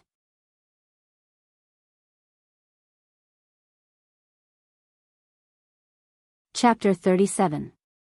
He did have some ideas, but it wasn't the time to tell her everything. Even in front of Xiao Yin, he couldn't tell her everything.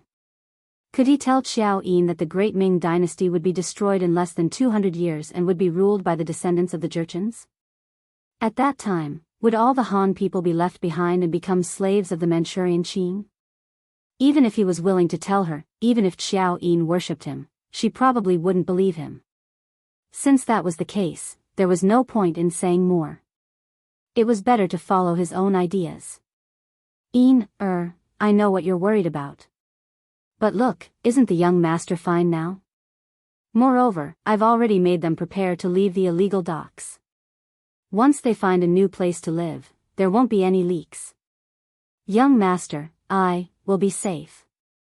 Young master, do you know what Yin, is worried about? I only thought of this method to take them in because I pitied them.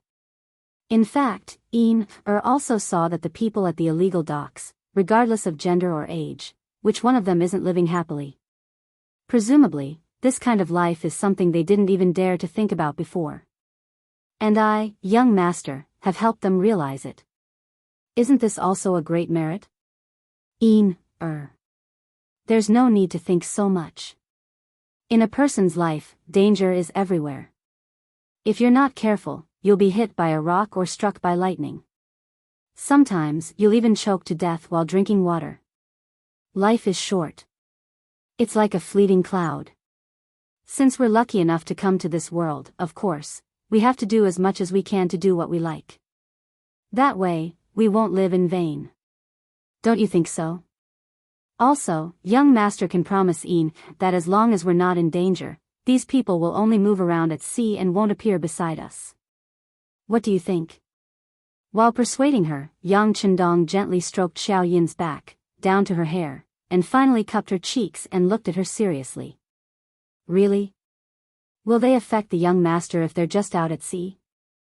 Originally, Xiao Yin was only worried about Yang Chendong.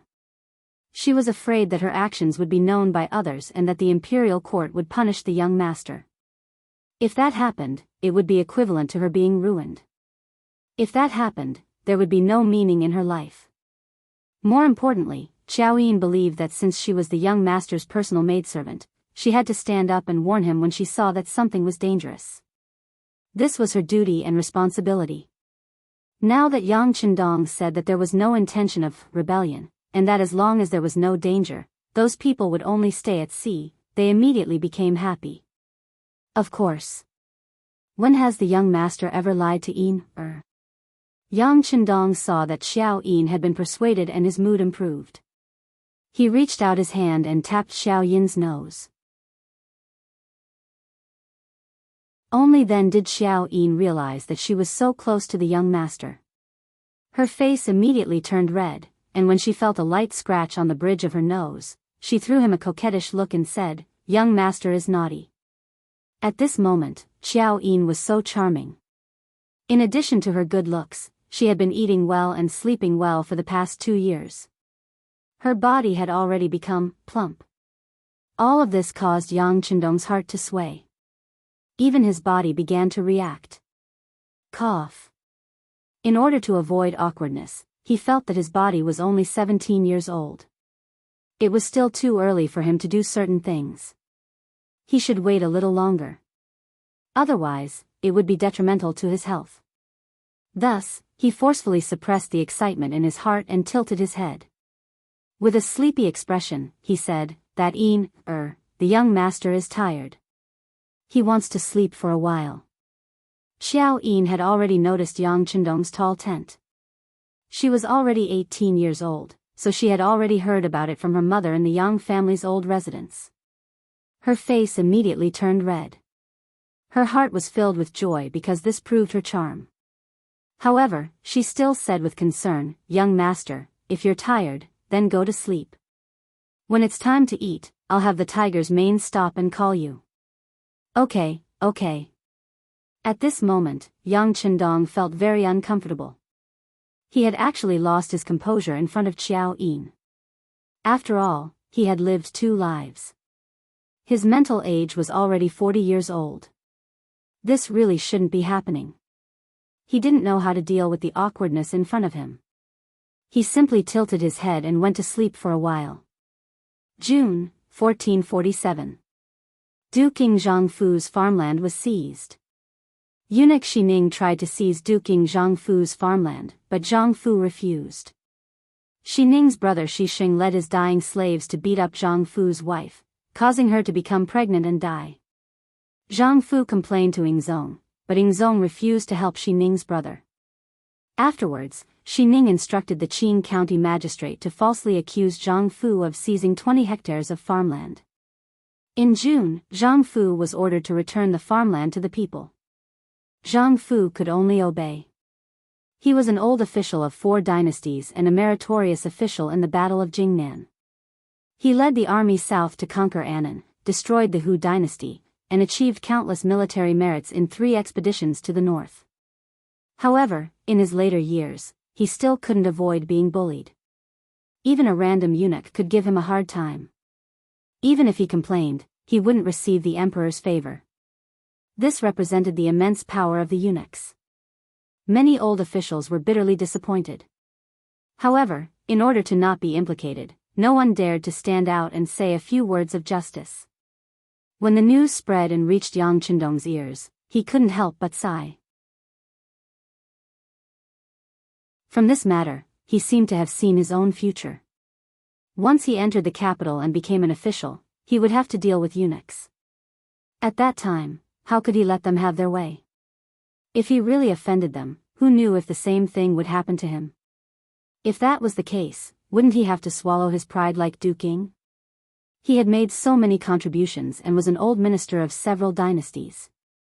In terms of qualifications and experience, he could be considered qualified. However, he was still unable to escape the fate of being bullied. This was tantamount to sounding the alarm bell for Yang Chendong. It made him firmly believe that maintaining a sufficient armed force was extremely important. A month later, good news came from the Black Pier. After careful planning, Gao Xiong and Ling Song had worked together, and 7 days ago, they had successfully taken Crimson City and taken control of the situation there. The messenger had also sent a few plans and blueprints for the construction of Crimson City. Once the sixth young master agreed, they could begin to implement them. Holding the map of Crimson City, Yang Chendong did not sleep for the entire night. He spent half the morning perfecting the map and marking the locations of the factories. After that, he wrote a letter to Gao Xiong and Ling Song, congratulating them on their victory. At the same time, he reminded them not to be arrogant. They had to follow their previous plan and slowly expand their territory and influence through assimilation.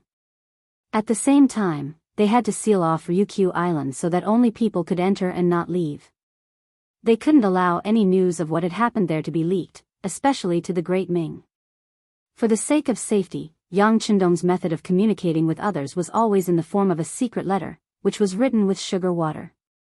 Sugar water was a carbohydrate, an organic substance. When written on paper, it was colorless, but when burned, the organic substance would carbonize and turn black. In reality, all organic substances would turn black when burned. This technique sounded very simple, but no one knew about it at the time. It was guaranteed that even if the letter fell, no one would know what was written on it. With Crimson City taken, the Black Pier began to move. Most of the factories, civilians, and barracks there would be demolished, leaving behind only a few small houses for daily communication. This way, even if someone discovered that place, it wouldn't be a big problem. Yang Chendong could finally have a good night's sleep. Ever since the Black Pier had been established, Yang Chendong had been very cautious.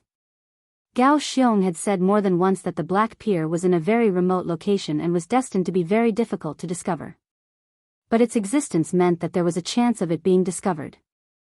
This was inevitable. As a result, he hadn't had a single day of proper rest.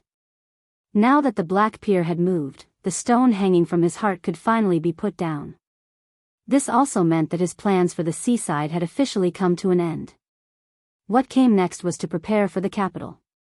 For this matter, Yang Chendong called the old butler, Yang Hai, over. He had to trouble him to make a trip to the capital and find a good place on the outskirts of the capital. It had to be at least 1,000 mu to 2,000 mu. He wanted to build a Yang family manor in the north. There were 2 reasons for this. Firstly, he wanted to plant potatoes. This was a high-yield crop that no one knew about, so naturally, he had to experiment with it first. In truth, there wasn't much to experiment with. Yang Chendong was only doing this to give others a visual impact, so as to obtain a better reputation for himself, and perhaps even a better official position. Secondly, and most importantly, he needed a relatively safe place. He didn't want to live in the capital.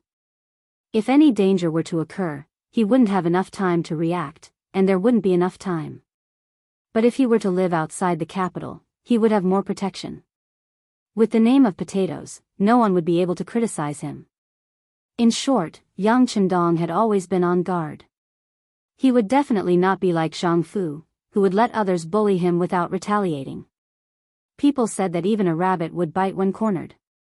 As for whether Yang Chendong would bite someone or not, it would depend on how anxious he was and how much he was forced to do so. Bringing the potato seeds and some farmers of the Yang family manor, butler Yang Hai began his journey to the north. This time, he would stay there until the 6th young master went to the capital. Then, he would hand over the position of butler to his son, Yang Neng, and return to the old house in Jianghu Mansion to enjoy the rest of his life. This was also approved by Yang Chendong. This time, Yang Hai also brought his son, Yang Neng, to teach him what a good butler should do. Everything seemed to be going very smoothly, and Yang Chendong was only waiting for the coming year. Once the mourning period was over, he would enter the capital and pay his respects to the prosperity of the capital. But just as he was about to do so, an unexpected guest suddenly appeared outside his old estate.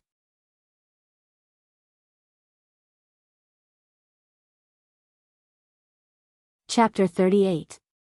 Yang Chendong, who was writing the Chu Liuxiang series of stories, Legend of the New Moon, suddenly saw Tiger's mane rushing over from the corner of his eye. Beside him, Xiao Yin was still grinding ink as if she hadn't heard him. Yang Chendong coughed lightly. Yin, young master is feeling a little thirsty.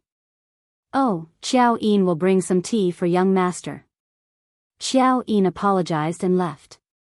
Tiger's mane flashed into the study and said with a hint of anxiety in his voice, young master, someone saw a dozen strangers in the city. They have embroidered spring blades on them and 3 of them are heading towards our old mansion. People from the embroidered uniform guard? Yang Chendong frowned when he heard the name embroidered spring blades. He couldn't figure out what these people were doing here. Did they discover something? That shouldn't be the case. It had been some time since the people from the illegal docks moved away. If they were here to cause trouble, they wouldn't have come at this time. Moreover, there were only 3 of them. Wasn't that looking down on them too much? Although the embroidered uniform guard and East Rock didn't need any reason to capture people and were very domineering, it didn't seem right to say that there were only 3 of them out on official business. In that instant, Yang Chendong thought of many questions in his mind. Then, he determined that the 3 of them weren't here to capture people. Perhaps there was something else. Young master. What should we do? Tiger's mane looked nervous. According to his plan, he would directly control the 3 of them so that they wouldn't be able to enter the old mansion. Then, he would find a safe place to ask them and everything would be clear. If they really discovered something and wanted to capture people, then they would directly go to Crimson City and stay there. It should be incomparably safe with the sea between them. Let's wait and see first. After Yang Chendong determined that they weren't here to capture people, he decided to wait and see. Then, he thought of something and reminded Tiger's mane, don't make a move without my orders, understand? Yes, young master. Seeing how resolute Yang Chendong was, Tiger's mane didn't dare to make a decision on his own, so he agreed and left. At this moment, Xiao Yin walked in with a cup of hot tea. Her timing was impeccable. Outside the Yang clan's old mansion, 3 men dressed in casual clothes but carrying embroidered spring blades slowly walked past the Yang's gate. You feel that someone is watching us? The young master's man's eyes mane's eyes, T's mane's mane. Although this person was a little older, in his early 40s, it still couldn't hide the heroic spirit on his face. It could be imagined that when he was young, he must have been a handsome young master. Head. I don't see anyone following us. One of them looked around and shook his head. That's right, boss. This is a private visit, and we never revealed our identities. This isn't the capital, and no one in this tiny Jianghu prefecture would be able to recognize us, the other man confidently replied. Is that so? In that case, I must have been mistaken. The man's mane shook his head and looked around. When he didn't find anyone suspicious on the street, he relaxed. How about this, we'll leave through the back door. Like you said, we're not here for official business, so let's not go through the front door. We'll scare people. The 3 of them paused on the street for a short while before taking a detour to the back door of the Yang's mansion. Normally, unless something major had happened, only the side door and the back door would be open.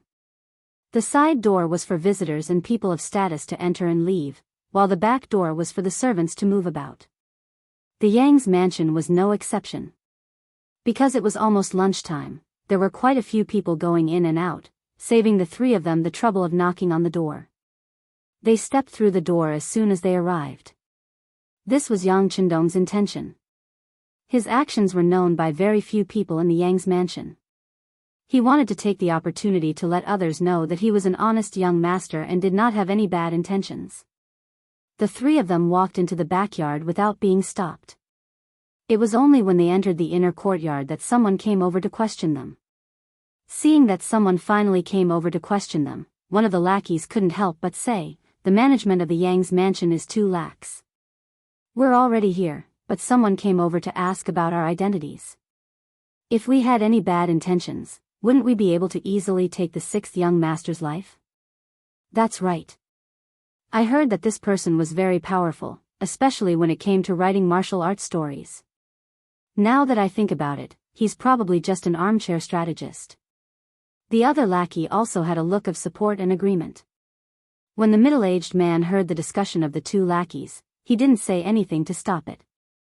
This was because he had the same opinion. At this moment, the thought of being spied on had completely disappeared. It must have been an illusion. The person who walked up was a steward of the backyard.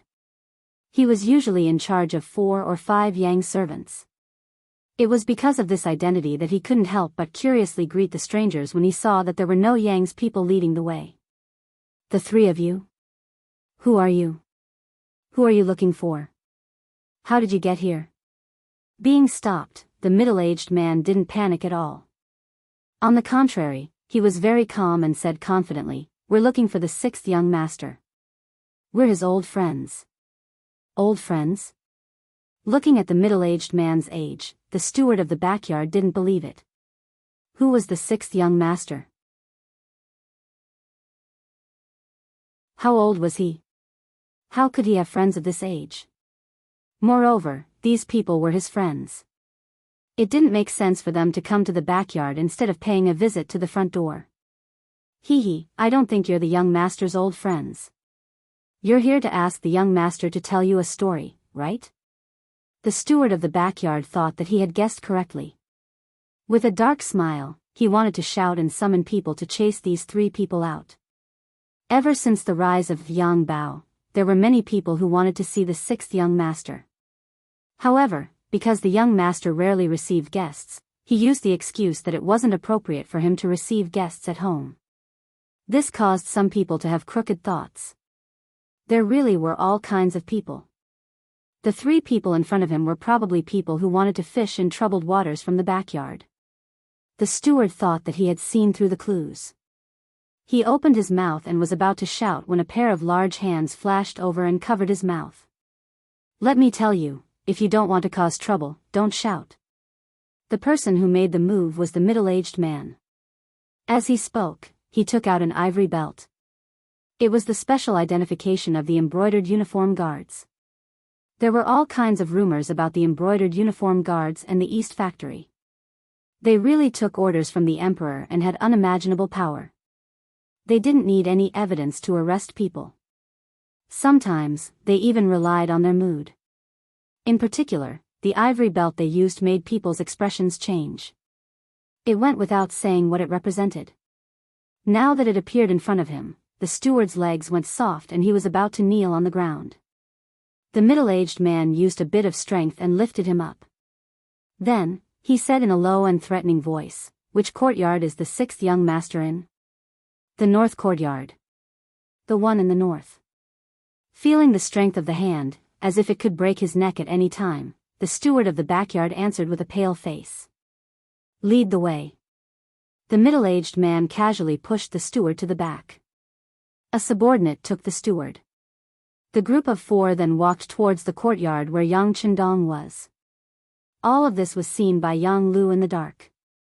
However, because the young master had already instructed not to touch these people, he could only watch. However, the steward of the backyard who went soft was remembered.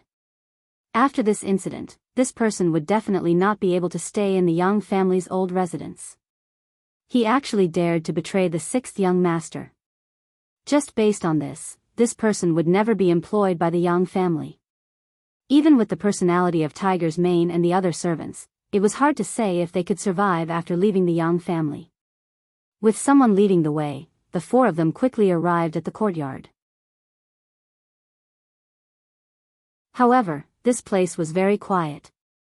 It didn't look like someone lived here at all. At the same time, the middle-aged man also felt a faint murderous aura nearby, as if it could open its mouth and swallow him at any time. What is this place? Why is it so quiet? The middle-aged man's eyes were bright and full of expression as he looked around. However, he couldn't find any traces of other people. If it weren't for the fact that he carried out all sorts of missions all year round, he probably wouldn't even be able to feel a trace of murderous aura. After knowing that the other party was an embroidered uniform guard, the steward of the backyard didn't have a shred of integrity. He thought that the young master had committed a crime and was about to be captured. He thought that the Yang family was finished. Thus, he didn't hide anything and pointed to a room about 20 steps away. That is the study room of the 6th young master. Because the young master likes peace and quiet, servants like us are not allowed to come here. Trash. Seeing that the person in front of him had betrayed his master, the embroidered uniform guard who was holding him snorted angrily and casually threw him to the ground. The other person took large strides forward. From the looks of it, he wanted to scout ahead and see which room the 6th young master was in. Isn't it a pleasure to have friends from afar? However, this doesn't seem to be the way of a guest, does it? Could it be that you want to show off in front of this young master? A slightly immature but confident voice rang out. Following that, a young man in a green robe walked out of the study room, followed by a beautiful maid. He held a folding fan made of ivory in his hand, appearing rather graceful. The people who had appeared were naturally Yang Chendong and Xiao Yin. With Yang Chendong's keen senses, he naturally heard the approaching footsteps and knew that someone had arrived at the courtyard. However, he didn't immediately walk out. Instead, he pointed outside the window for Xiao Yin to see. Yin, some troubles will appear even if we don't want to. You will slowly understand this young master's intentions.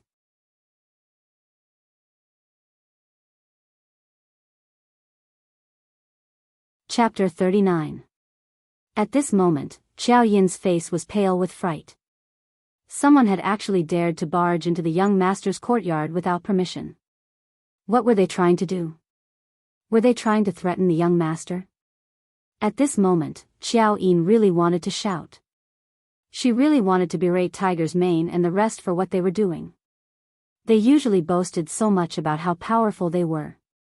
Why was there no trace of them now? Alright, it's fine. Everything is under the control of this young master. Yang Chendong saw that Xiao Yin was trembling. She was clearly frightened. For a moment, he was a little angry. After comforting Xiao Yin, he led her out of the study. After confirming that there were only 3 people, Yang Chendong's expression turned cold. Entering the courtyard without the owner's permission. How are you any different from bandits? If you can't give this young master an explanation, then don't leave today. As soon as he finished speaking, a man walked out from the flowering trees to the side. This person was tall and sturdy, with broad shoulders and a round waist. He also had a fierce gaze.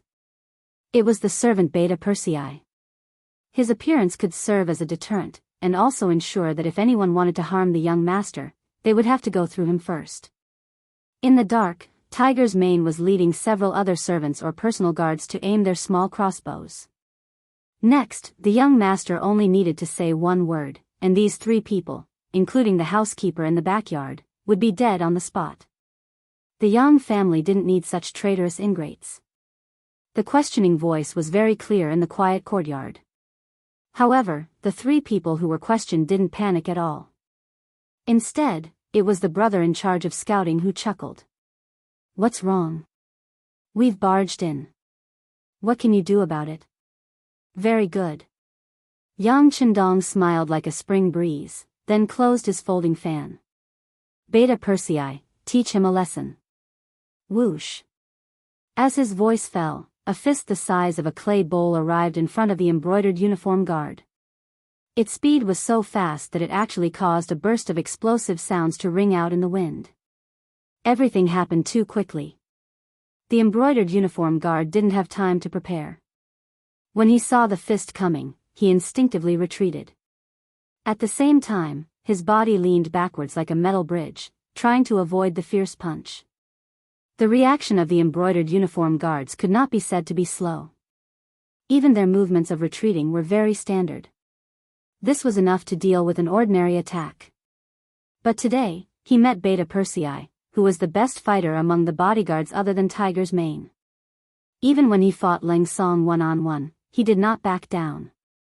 At the same time that the embroidered uniform guard retreated, the long fist had already been retracted.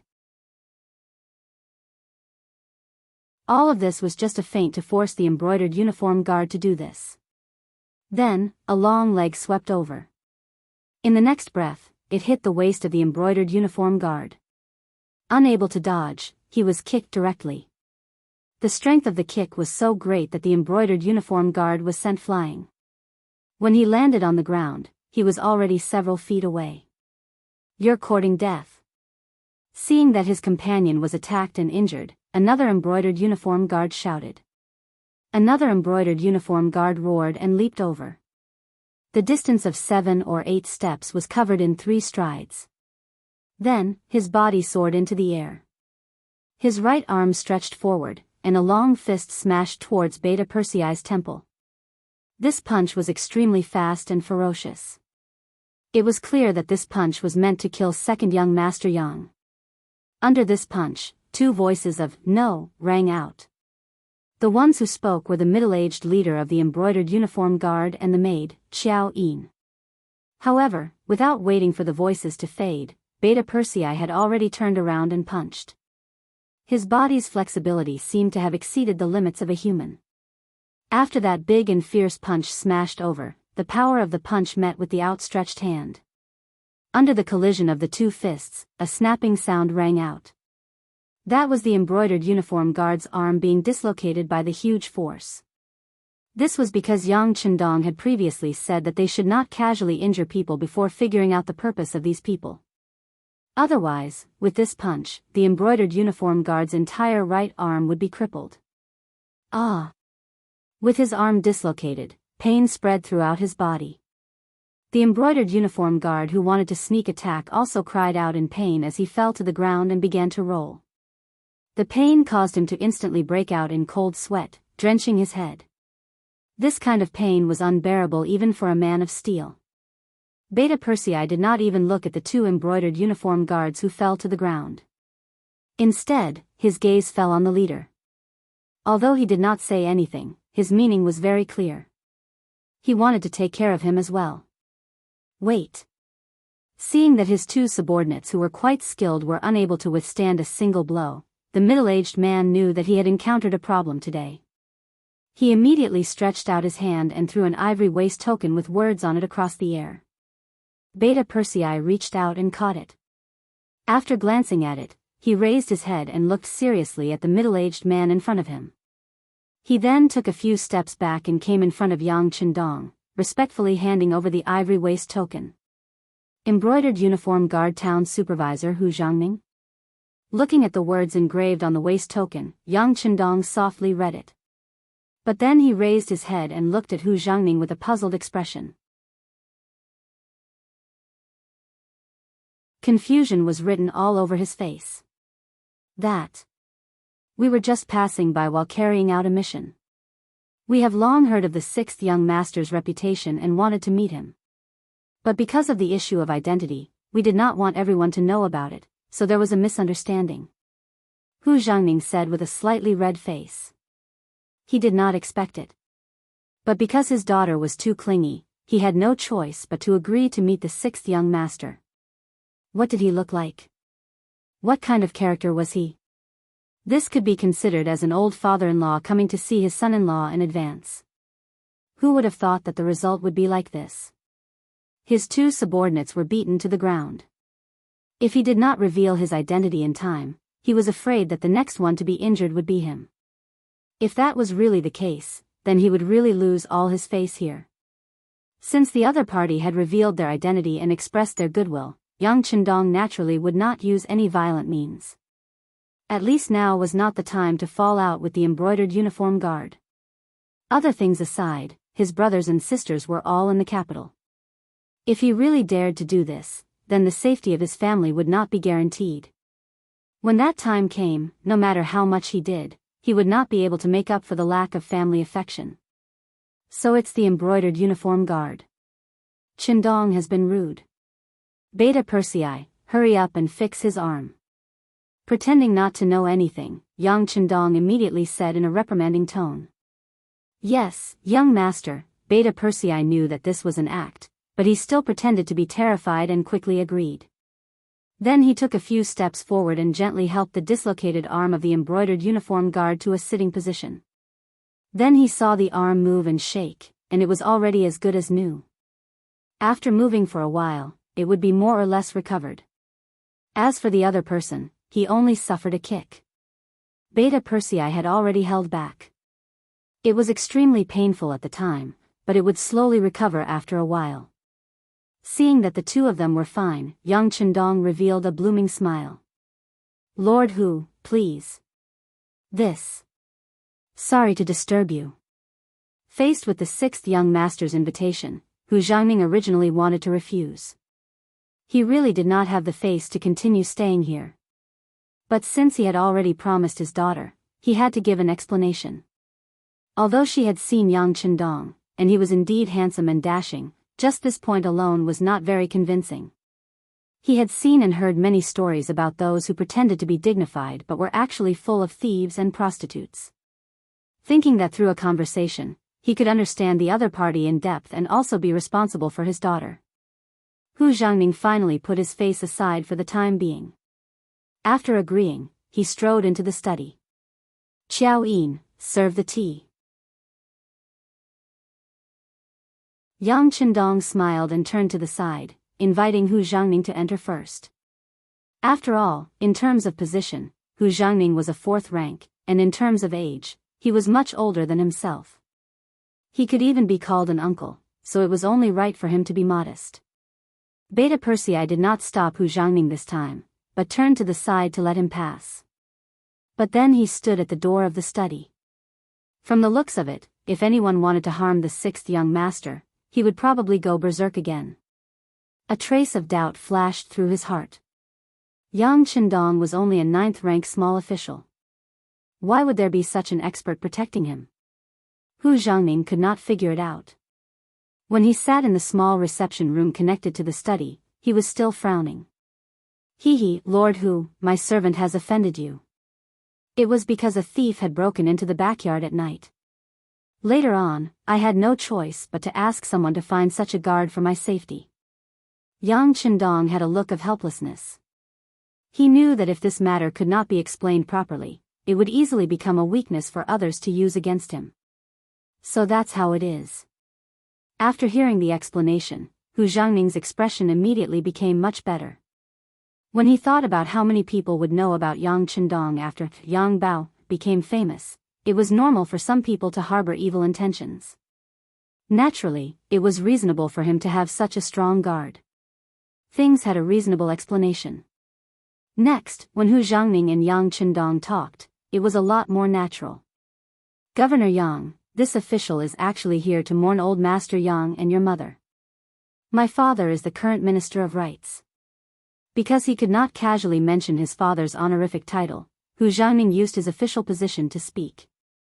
Oh, so it's Minister Hu's family. Chendong has been disrespectful.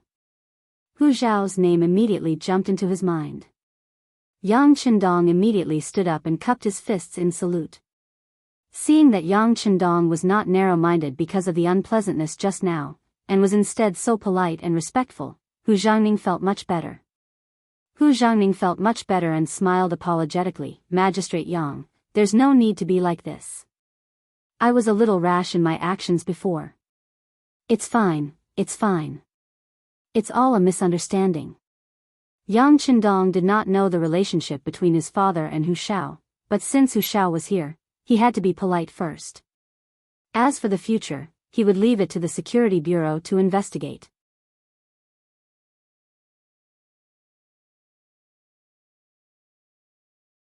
Chapter 40. Yang Chendong had no choice but to take Hu Jiangning to the praying hall since he had stated the purpose of his visit. There were temporary memorial tablets for his father and mother there for outsiders to mourn. Following Yang Chendong to the praying hall, Hu Jiangning lit the incense. Seeing that the place was unusually clean and the room was filled with the fragrance of incense, and the incense ashes were piled high in the incense burner, Hu Jiangning knew that it must have been caused by the frequent burning of incense. He couldn't help but have a better impression of Yang Chendong.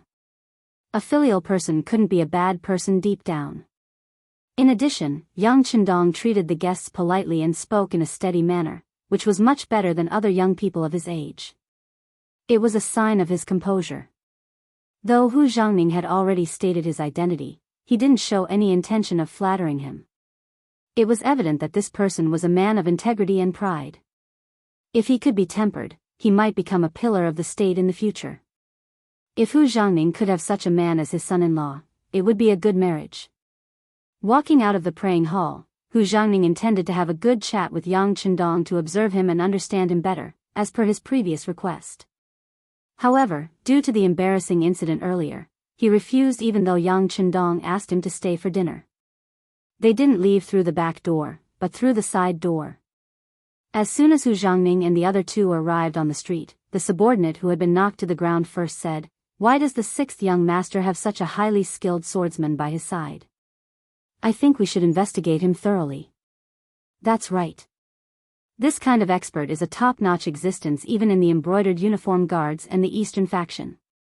If we don't investigate this kind of person thoroughly, it's really unsettling. Another subordinate also said with a face full of indignation. It was understandable that he was angry. He had taken the initiative to launch a sneak attack, but he was knocked to the ground with one move. It was truly embarrassing. Enough. Hu Zhangning didn't tell his subordinates that his daughter had asked him to visit Yang Chendong, so they didn't know why he had come.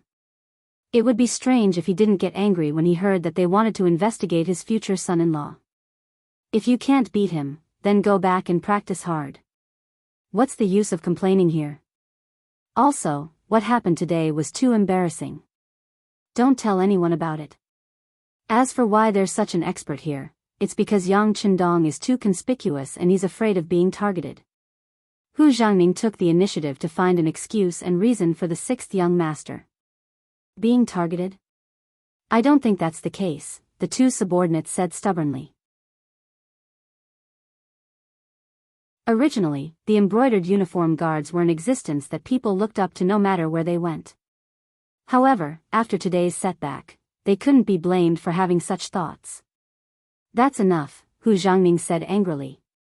He might be his future son-in-law, but he didn't like the fact that people were so suspicious of him just because his bodyguard was a little more agile. Remember, Yang Chendong is old Master Yang's son. It's impossible and there won't be any problems. This was tantamount to the final conclusion. Hu Zhangning was angry. Although the two subordinates were still dissatisfied, they did not dare to say anything. They could only lower their heads and admit defeat. Hu Zhangning left. According to the information from the Security Bureau, the group of 12 people only stayed in an inconspicuous inn in Jianghu Prefecture for one night before leaving. During this time, they did not meet anyone, including the Jianghu Prefectural Magistrate, nor did they have the slightest intention of making things difficult for the Yang family's old house. This action puzzled Yang Chendong. Could it be that Hu Xiao is really close to my father and they really came to pay respects? Shaking his head, Yang Chendong had to put this matter aside after arranging for the Security Bureau to investigate thoroughly.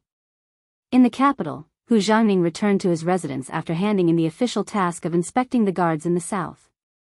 He had just gone to see his father, Hu Xiao, and roughly explained the process of the task. When he returned to the courtyard, his daughter, Hu Yan, came to greet him. The person he didn't want to see the most right now was probably his beloved daughter. He really didn't know how to say it, especially when two of his subordinates were taught a lesson.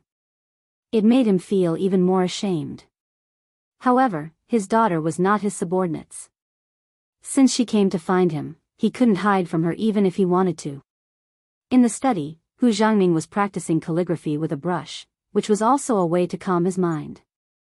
A fragrance came to his nose, and Hu Yan, who was in her prime, walked in happily. "Father, I'm here to pay respects to you.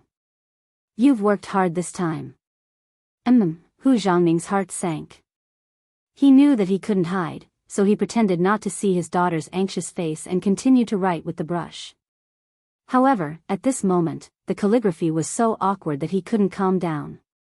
Of course, he couldn't practice calligraphy.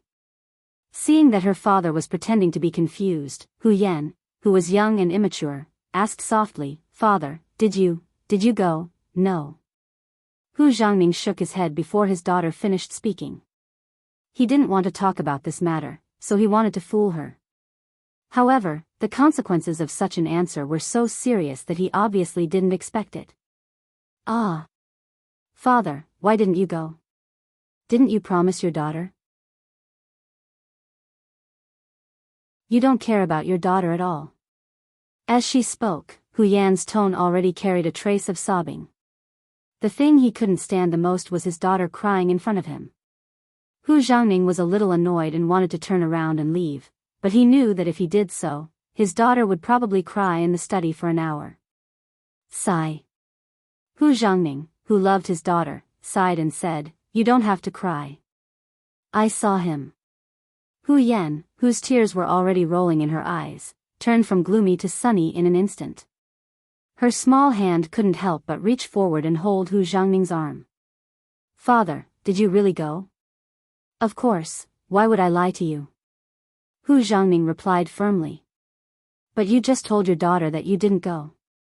Who would have thought that Hu Yan would refute? Hu Zhangning's old face turned red, but he still didn't want to explain more.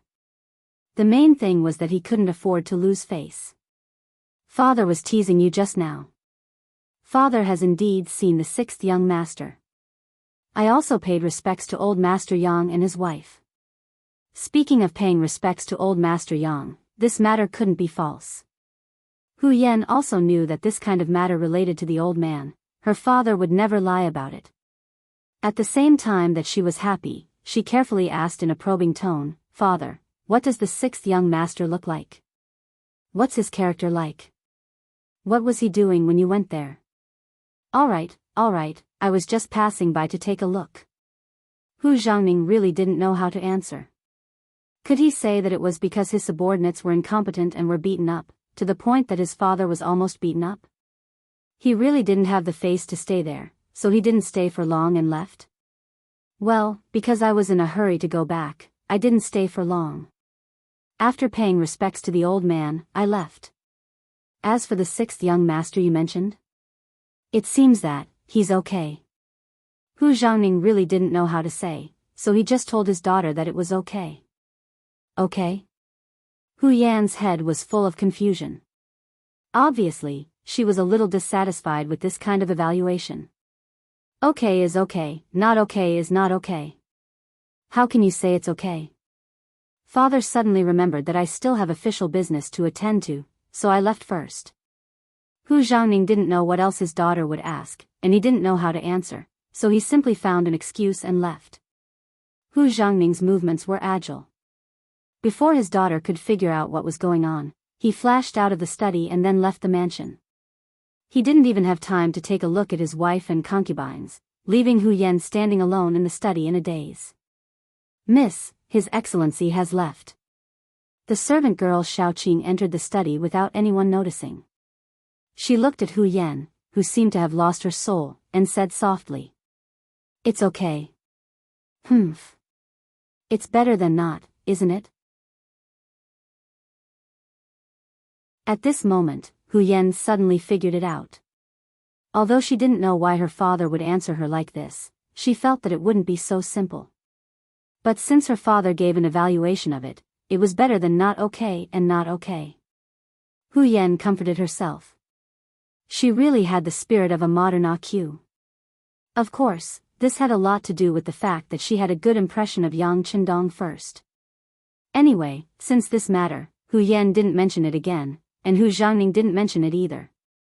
But after that, no one in the Hu mansion took care of the matter of proposing marriage for Hu Yan. By right, she would be 16 years old after the new year. Even if she didn't have a marriage, she should have a candidate. But no one did it, and no one asked about it. As her father, Hu Zhangning didn't know what he said to his wife and concubines. In short, no one mentioned it again. The people of the Security Bureau also came to the capital and carefully investigated the relationship between Hu Xiao and Yang Rong, but they didn't have many clues. After all, they didn't have any foundation here, especially when they were investigating the affairs of important officials. The final result was that the two were indeed on good terms, but it didn't seem to be a very good personal relationship. As for Hu Yan's matter, it wasn't in their investigation at all, so they naturally ignored it. A month later, the news came back to the old house of the Yang family in Jianghu Mansion. Neither the Brocade Guard nor the Eastern Palace Guards did anything special to the Yang family. No strangers came to Jianghu Mansion either. Since there was no need to worry about his safety, Yang Chendong naturally put things aside.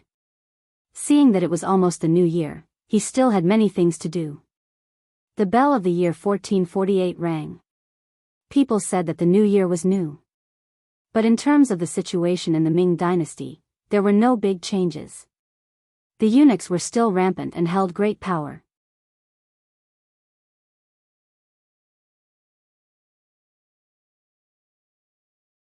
Chapter 41. In February, the Minister of Works, Wang Zhen, resigned and returned to his hometown. He had an upright and proud personality and was also a clean person, so he really couldn't stand Wang Zhen's actions. After he left, Shi Pu took over his position. The instability of the political system made the lives of the people even more difficult. In April, Deng Maoqi of Fujian rebelled. Deng Maoqi and Chen Jingjing revolted. One after another they captured Sha County, Yoshi, and other places. There were a lot of common people in the vicinity who agreed with them. The number of peasants who fell over each other to seek refuge with the rebel army reached several tens of thousands. The rebel army's reputation grew. Deng Maoqi established political power in Sha County's Qinshanzhai, calling himself the Ping Ping Wang. Shaxian was located in the north of Fujian province, not far from Jianghu. For a moment, the people were in a state of panic, and Li Daotong, the prefect of Fujian province, even submitted a memorial requesting the imperial court to send troops to suppress them. In the Yang clan's old residence, Tiger's Mane, who had long since received the news, brought Beta Persei and 5 other brothers to the study. They knelt in front of Yang Chendong and begged him to leave. As the saying went, a gentleman would not stand under a collapsing wall. Now that old Madame Yang's mourning period was over, it was time to leave Jianghu and head to the capital. That's right. It's time to leave. Yang Chendong slowly stood up from his wooden chair. But we shouldn't immediately head to the capital.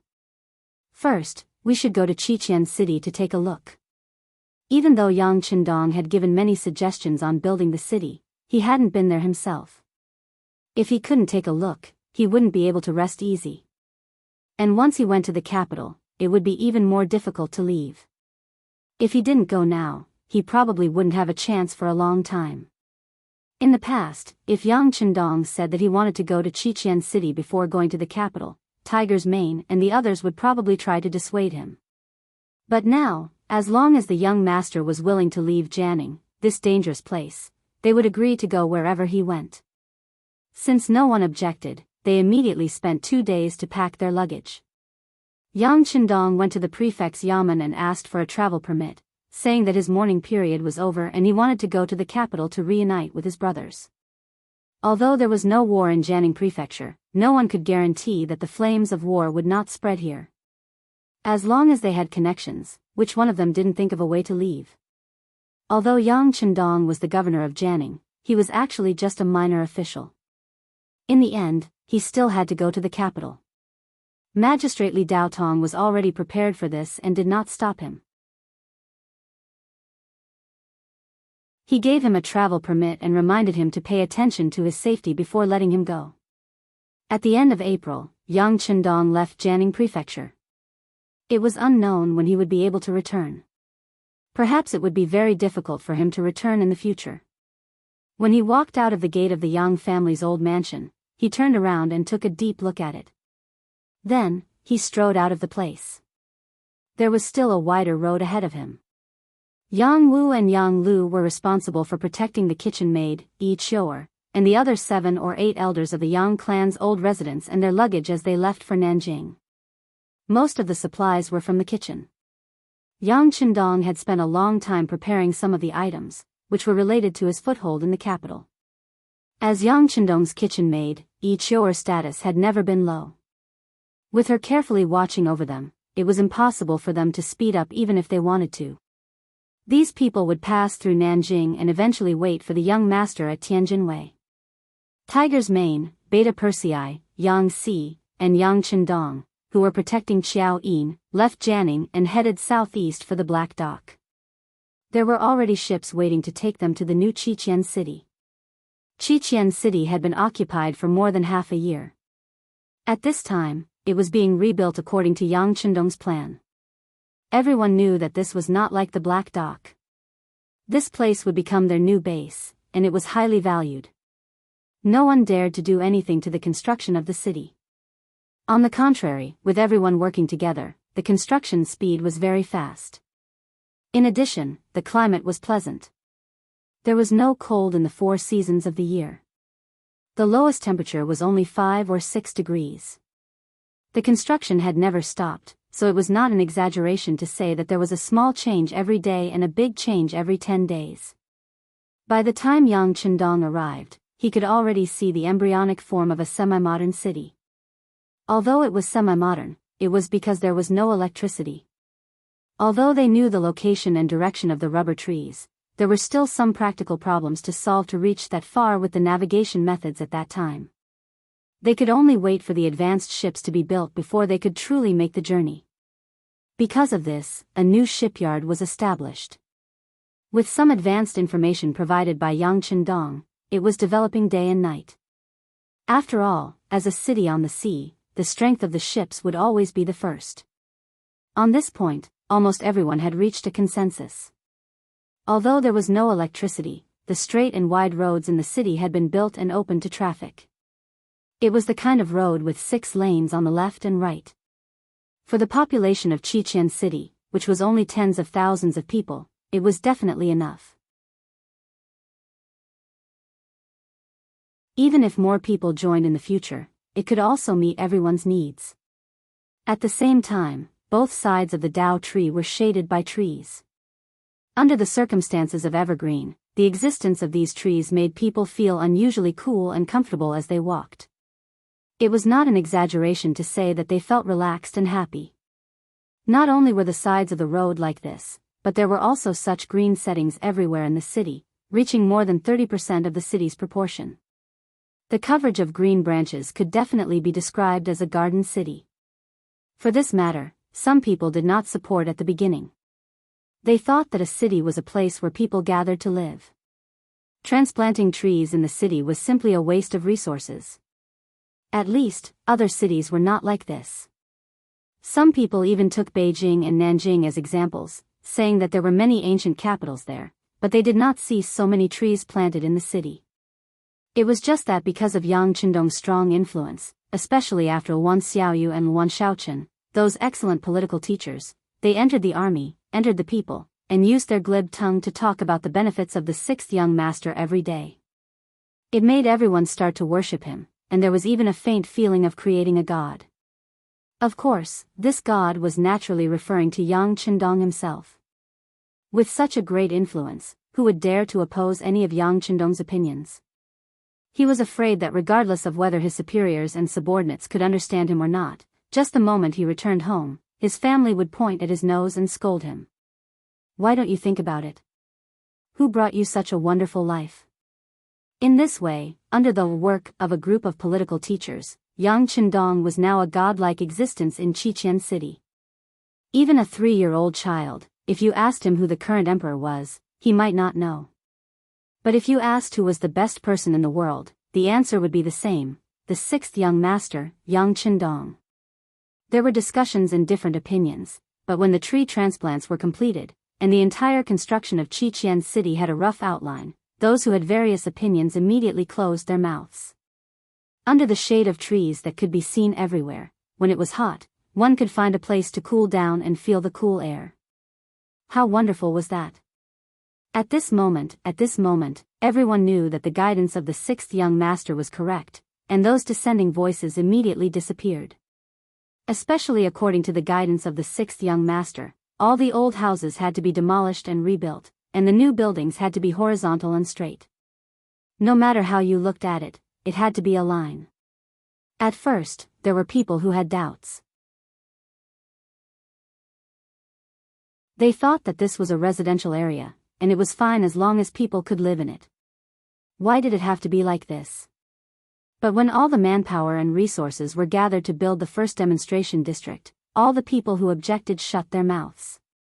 The houses were orderly, and every street looked spacious and bright from afar. There was a school, a hospital, and a 3-story building that specialized in civil affairs. It dealt with domestic affairs and problems. Every few hundred meters, there would be a public toilet, and a few dozen meters away, there would be a green box of trash. There was even a solid wooden wheel that could be pushed around. Every day, when the sun rose, there would be people in charge of cleaning it up. Before there was any smell, it would be clean and tidy again. There were people who cleaned the streets every day, maintaining the cleanliness of the road. It made people feel good just by looking at it. There were also security guard towers. There were 2 in each residential area, on both the east and west sides. There were 6 soldiers in each guard tower. Every day, there were 3 shifts, and they would be replaced at intervals. This greatly protected the lives and property of the people in the residential area. In the center of the district, there was a spacious concrete plaza. It could accommodate 1,000 people at the same time without feeling crowded. It was said that when electricity was produced in the future, there would be people who would teach people what kind of fitness dance to ensure that everyone had enough energy to have a place to pass the time. On the side of the plaza, there were some iron fitness equipment that could be used to strengthen the body and prolong the life of people. All of this was like a heavenly existence, causing everyone who came to visit to stare at it with their eyes wide open, their faces full of envy. No one would want to leave after seeing the reality of this place. They only wanted to live here forever and never leave again. Because of this, Yang Chendong heard that something almost happened. Everyone was arguing about whether they wanted to live here. This was a human being. A human being's basic selfish mentality. Sometimes, when there was no food, just having a bite to eat would be enough, and that would be enough. When there was real food, they would want to eat something good and wear something good. When all of these were satisfied, they would have other thoughts. They would want to have more things. It was hard to satisfy the human heart. In the end, the matter was suppressed by the appearance of the Cold Vanguard Brigade. Although there were not many Cold Vanguard Brigade members, and some of the auxiliary troops contributed when they took down Crimson Embedded Island, increasing their numbers by more than 100, the real number was only about 500. However, they were all truly elite soldiers and generals. You're tuning in to the Carefree Valley YouTube channel. Don't forget to subscribe and join us on this journey to catch the most captivating stories.